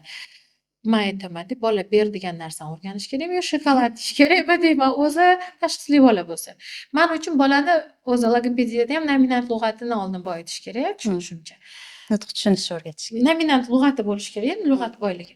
Demak, men aytaman, o'shani onalar qanaqa ishlash kerak? Shokolad ber degan emas, prosta shokolad ushab turishsin-da. Shokolad deyishsin. Bola shokolad desa berishsin, shokolad desa berishsin. Har soatda 10 minut qilishsin. Mana bu yana bitta alternativaga kiradi, yig'lash o'rniga. Keyingi usul bizada aniq vaqtda, bu mutaxassislar uchun. Aniq vaqtda, belgilangan vaqtda bolani mustahkamlash, huquq bo'lsa, bo'lmasa mustahkamlash bor. Masalan, bu hamkorlik uchun mana bola sizlarga sentrga yig'lab keldi, siz hamkorlik o'rnatishingiz kerak. O'shanda siz onaga men aytaman-da, qizlarga. Sizlar aytinglar, biz isbot qilingan usul deb qo'yinglar, EBA'da o'rganganmiz deb deyman. Shunaqa usul bor, endi sar deylar. Bu usulda biz qilamiz. Aniq olingan vaqt bor. Masalan, bizning o'quvchimiz faqat siniy traktor yaxshi ko'radi. Kirmaydi. Hamma yoqqa demak biz siniy traktor rasmlari, siniy traktor o'yinchoqlarni endi siz onadan kuzatishda yozib olasiz. Tayyorlanamiz. Biz demak bola so'rasa, so'ramasa, yig'lasa, yig'lamasa har 10 minutda siniy traktor olib borib beraverasiz. Siniy traktor olib borib beraverasiz. Bola bir otadi, ikki otadi, keyingisida bundoq qarab qo'yadi. Keyingisida bundoq o'ynaydi. Keyin siz sekin qopqonga tushirib uni, sekin darsingizga olib kirib ketasiz. Bu ham metodika. Yana bitta usul bor, bu ham shunaqa. Masalan, bolani nutqini chiqazishda bizada yaxshi ko'rgan narsasini bola gapirsa, gapirmasa uni ijrosidagi vokali bor, mana b, b, b, g, g, g deb yuradigan so'zlar bor. Gapirsa, gapirmasa aniq belgilangan sekundda biza yaxshi ko'rgan narsasini beramiz. Masalan, a beramiz. A beramiz. Masalan, bola faqat a deb yuradigan, umuman adan boshqa narsani aytmaydigan bolaga siz o'zini ehosini o'ziga yaxshi ko'rgan narsasi bilan moslashtirib kirg'azaverasiz. Keyin bola nima deydi? Chipsga qarab a deydi. Shunaqa Gapirsam nimadir olaman deyapti. конечно, ko'ryapsizmi qorga? Nima uchun chips kola beriladi? Chips kola nima uchun beriladi? Chunki bolaga o'sha chips va o'sha kola bilan bolani ichki motivatsion sharoiti har doim rohatlangan. Bizani o'quvchilarimizda har doim ularda nima edi, ta'mni his qilishi yuqori yoki yuqori bo'lmagani uchun ular tez ta'm beruvchi, ularda tez o'sha dopaminni chiqazadigan narsalar juda ham yoqadi. Masalan, chipslar, kolalar. Hamma joyda aytilyapti. Bizani bolalarimizni neyrovоспаление, intoksikatsiyani oqibatiga o'sha bola yaxshi ko'radi. Shu xullas aytmoqchimanki, o'sha natriy glutamat qo'shilgan narsalar bizani bolalarimizga juda ham yoqimli. Siz ham o'zingiz masalan asabiylashib ketsangiz, kola ichsangiz mazza, masalan shokolad yesangiz eyforiyani, stressda shokolad yeyish kerakda, lekin bizani bolalarga shokolad mumkin emas. Bitta narsani aytmoqchiman. Biza har doim dars o'tganimizda birlamchi motivatsion sharoitini e'tiborga olishimiz kerak. Bola nima bilan judayam mazza qiladigan narsasi eng qiyin ko'nikma uchun ishlatiladi. Eng qiyin ko'nikma ko'zga kontakt. Demak, eng yaxshi ko'radigan kolasi bilan ko'zimga qarab olish kerak. Ishoning, hech qaysi bola chips bilan kolada qolib ketmaydi. Prosta u bolalar shu narsada qotib qolgan, boshqa narsa borligini bilishmaydi. Lekin siz qopqonchalar qilib bolani boshqa narsaga chips kola emas, lekin masalan har xil o'yinchoqlarga va boshqa ovqat treningida ovqatlarga o'rgatib sekin chips kolalardan chiqazaveramiz. Har doim e'tiborga olish kerak. Mutaxassis ham ona ham. Hozirgi davrda boladan kolani olib qo'ysam, o'zini o'zi tishlashi ko'payib ketsa, kola turib tursin. Yoki shunaqa narsa bo'lgan, men bitta o'quvchim bilan poyezdda borib kelganimda men ko'rganman-da, mendan xijolat bo'lib telefon bermayaptilar-da. Men boshqa sideniyada boshqa joyda o'tiribman, ular boshqa joyda bolalar bilan o'tiribdi. Endi asabiylashib ketyapman, hali bola vagonda u yoqdan bu yoqqa yuguryapti. Onasi nervi og'riydi, iltimos telefonni berib qo'ya qoling. Nima mendan xijolat bo'lasiz? Endi biz bermaymiz, tushunyapsizmi? Уже bizada sentrda chunki bola o'rganganda telefonsiz hayotga. Keyin o'shandan keyin men hozir onalarga aytaman, iltimos, agar dars sharoiti bo'lmasa, siz mehmonda bo'lsangiz, siz uyingizga mehmon keladigan bo'lsa, ko'cha-ko'yda, samolyotda yursangiz, bering shu telefonni. Chunki men bitta tajribamdan kelib chiqib aytaman, bizani o'quvchilar, оказывается, oldin nimanidir xohlash uchun o'zini o'zi tishlasa, keyingi odamlar e'tibori uchun o'zini o'zi tishlar ekan. Chunki siz odamlar e'tiboridan uyalganingizdan o'sha bolani aytganini ko'chada qilishni boshlaysizda. O'shaning uchun shu ko'chada vrachda telefonni beringda, lekin shu muammoni mutaxassisga aytsangiz, yechimini topib beradi. Hozirgi kunda yana ko'p bolalarning ichida ovqat tanlash, sog'lom bolalarning ichida ham ovqat tanlash kuchaygan. Ota-onalarga qanaqa tavsiya bera olasiz? Misol uchun ovqat osh yeydi, shashlik yeydi yoki ko'chani ovqatini yeydi, boshqa ovqat yemaydi. Cheklangan ovqati bor-da bolani. Qanaqa qilib ovqat kirg'izish mumkin? Boshqa. Mumkin ishoning bo'lar ekan. Men Qozog'istonga borganimda pishvoy trening qilganmiz. O'sha yerda o'zim o'tkazganman. Ustozim aytganlarki, o'zing qilchi deganlar. Onasi ham bor o'sha yerda. Kasha, ovsyanka kasha yedirish qilganmiz.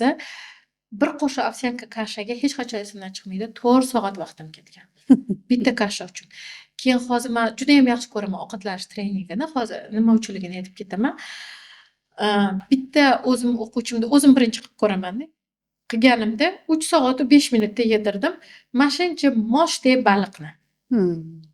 Menda chunki ribniy deng bor-da, menda intensiv bor.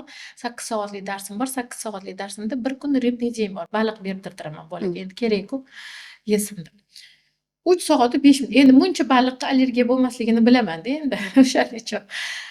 Ovqatlanish xulqi men o'qib chiqdim RPPda. Bola yoshligidan go'daklik chog'idan bilinar ekan. Demak, kashalarni farqlab qo'yar ekan. Ko'p qusadigan bolalarda ovqatlanish xulqi bo'lar ekan, ko'pincha RPPsi bo'lar ekan. keyin isterikasi kuchli bolalarda RPPsi bo'larkan, keyin nima edi? Kislorod yetmaydi-yu. Gipoksiya. Gipoksiya. Gipoksiya bolalarda RPP bo'larkan. Данный moment hozir judayam ko'p bolalar почти gipoksiya bilan tug'ilyapti. O'shaning uchun nevroz ko'pda, RPP ko'p. И bunga har doim biz birinchi bo'lib meditsinani oldini olishimiz kerak. Kisheshnikda не переносимость qanaqa, bormi yo'qmi, o'shani ko'rishimiz kerak. Birinchi bo'lib meditsina, allergiya. Mana ularni oldini olganimizdan keyin ota-ona o'ylash kerak. Hozirgi paytda bolasiga sholg'om yeyish kerakmi, kerak emasmi? Sholg'om o'rniga balki sabzi ham bersa bo'lar, uni o'ylasin. Keyin traditsiyalarga qarasin. Traditsiyasi masalan, bir xil bolalar faqat butilkada ichadi, bilasizmi? Qoshuvda yemaydi. Demak, uni boshqa usul bilan o'rgatamiz. Demak, biz qoshuvda yeyishga taqlid qilish usuli bilan o'rgatamiz. Oldin qoshuvda, demak, kasha butilkada kashasi turadi. Biz bu yerda taqlid qilishda qoshuvda o'rgatamiz. Keyin o'sha kashani bir tomchisi bu qoshiqqa tushadi. Bitta qoshuvda yedi, keyin butun boshli butilkani ichdi.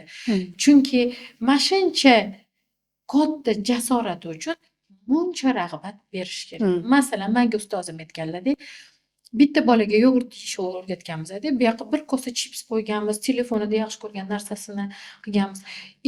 Mashincha yogurt uchun hamma menga endi birinchi o'rgangan, nimaga men hammasini berishim kerak? Bir kosa yogurtsam, bir kosa chipsam, bir lagan chips berasan, sen bilasan qanaqa jasorat ko'rsat, bu zahar edi hozir deganlar. O'sha gap qulog'imda jaranglab turadi. Men aytdim, bu zahar edi bu bolajon deyman, shu yogurt unga zahar. O'shaning uchun shunaqa qilib keyin chips kamayadi, yogurt ko'payadi, shunaqa qilib любой bolani o'rgatish mumkin. Любойini. Yaxshi ko'rgan narsani ko'proq beraman deb. Albatta, yaxshi ko'rgan narsasi do'stib ko'zi bilan ko'radi, lekin bitta guruchdaydan boshlanadi. Biza ustozim bilan ota-onalar uchun kurs qilganmiz. O'sha kursda tualet treningi, ovqatlanish treningi полный 10 kun o'rgatganmiz ota-onalarga. Menda 4 soatlik intensivim bor, 8 soatli intensiv bor. 8 soatli intensivni men ustozim bilan Qozog'istonga borganimda ularda 8 soatli intensiv ko'rib kelganman. Ungacha lavaslarni eshitgan edim. Rosa qanaqa ekan bu 8 soat deganman-da.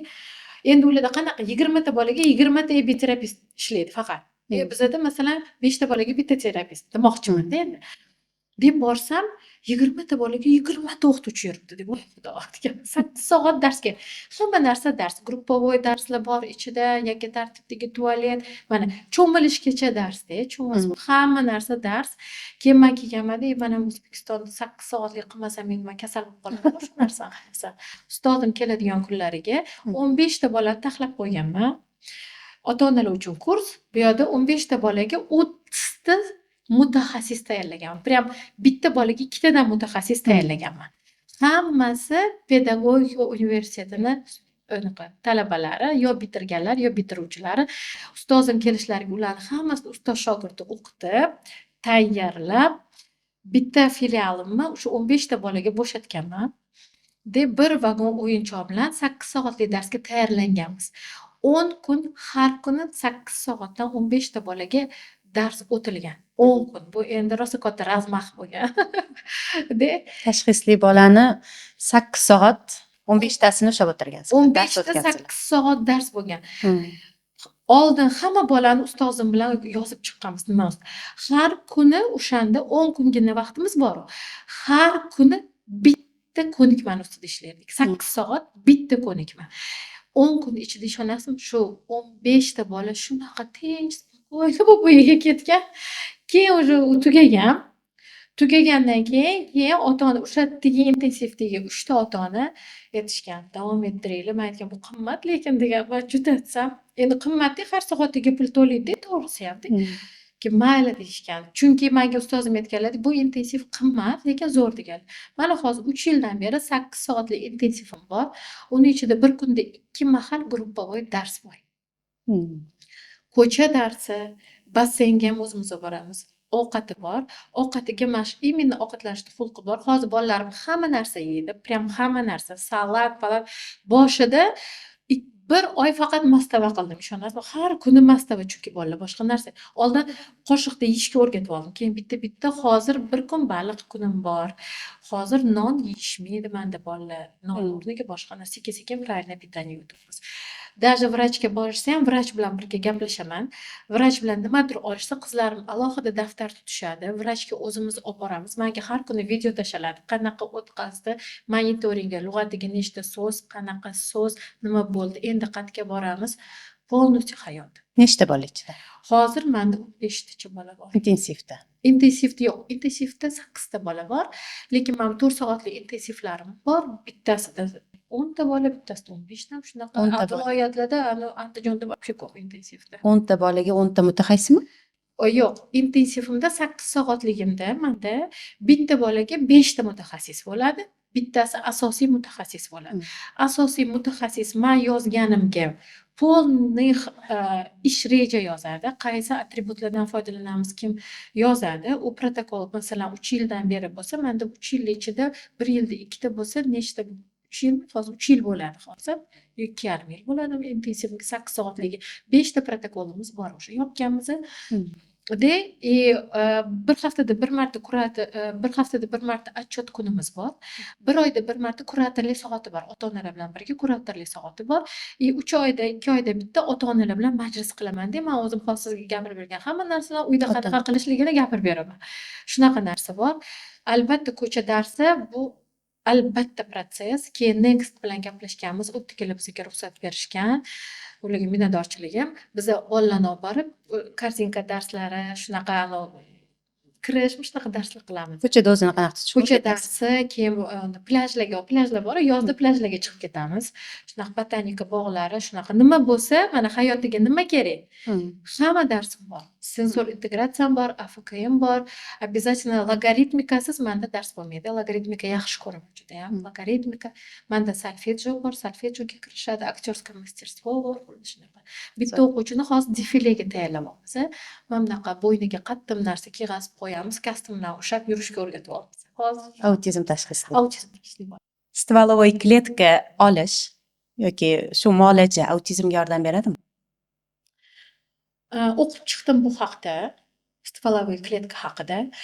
Stvolovoy kletka hozirgi paytda juda ham kam tadqiqot o'tkazilgani uchun, masalan, buncha million bolada bo'lmagani uchun bu narsa aniq yozilgan.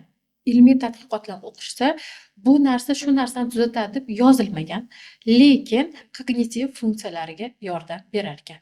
No, shunda ham stvolovoy kletkalarni qilish 3 xil usuli bor ekan. O'sha 3 xil usuldan 2 xil hozir eslolmayman, qaysidir 2 xil usuli yaxshi natija ko'rsatar ekan, qaysi biridir uncha emas ekan.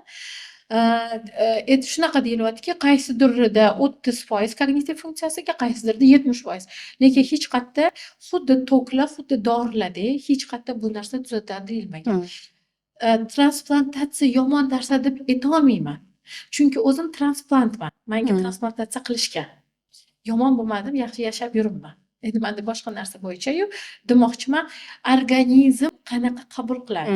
Masalan, men transplantman, boshqa transplantni ham ko'rdim. U qaytalab qoldi 100 marta. Men qaytalamadim. Tushunasizmi?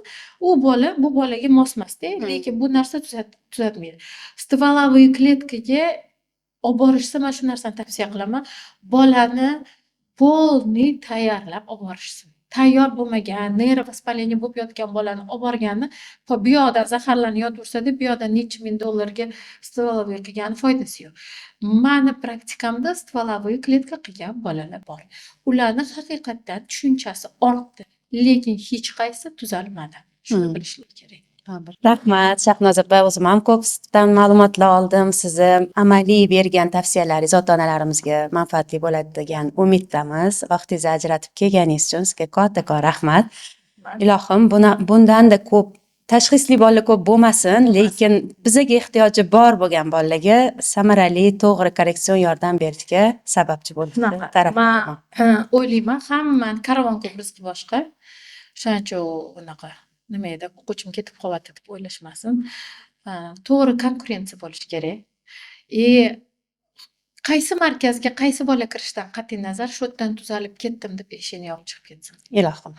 Oxirgi so'z o'rnida ota-onalar uchun nima degan bo'lardingiz? oxirgi so'z o'rnida ota-onalar uchun aytadigan narsam, hech qachon umidingizni yo'qotmang.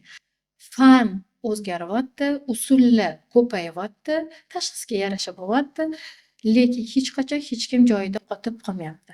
Izlaning, umidingizni yo'qotmang. O'zingiz ustingizda ishlang, kimni qanaqa tekshirishni biling degan bo'lardim. Bolangizni yaxshi ko'ring. Rahmat. Bugungi podkastimiz sizlarga amaliy yordam bera olgan bo'lsa, juda ham bundan xursand bo'lamiz. Keyingi podkastlarimizda sizlar uchun qanaqa mavzularni olib chiqishimizni xohlardinglar? Qanaqa mutaxassislar yoki sizni farzandingizga yordam berish uchun yana qanaqa mavzularni yoritishimizni xohlardingiz? Buni albatta yozib ketinglar. Aprel oyida ustoz shogird, ya'ni defektologiya 2.0 kursimizga start beramiz. Agar siz defektologiya bo'yicha ko'proq ma'lumotni olishni xohlasangiz, video izohlarida admin raqamlarimiz bor, ular bilan bog'lanib ro'yxatdan o'tishingiz mumkin.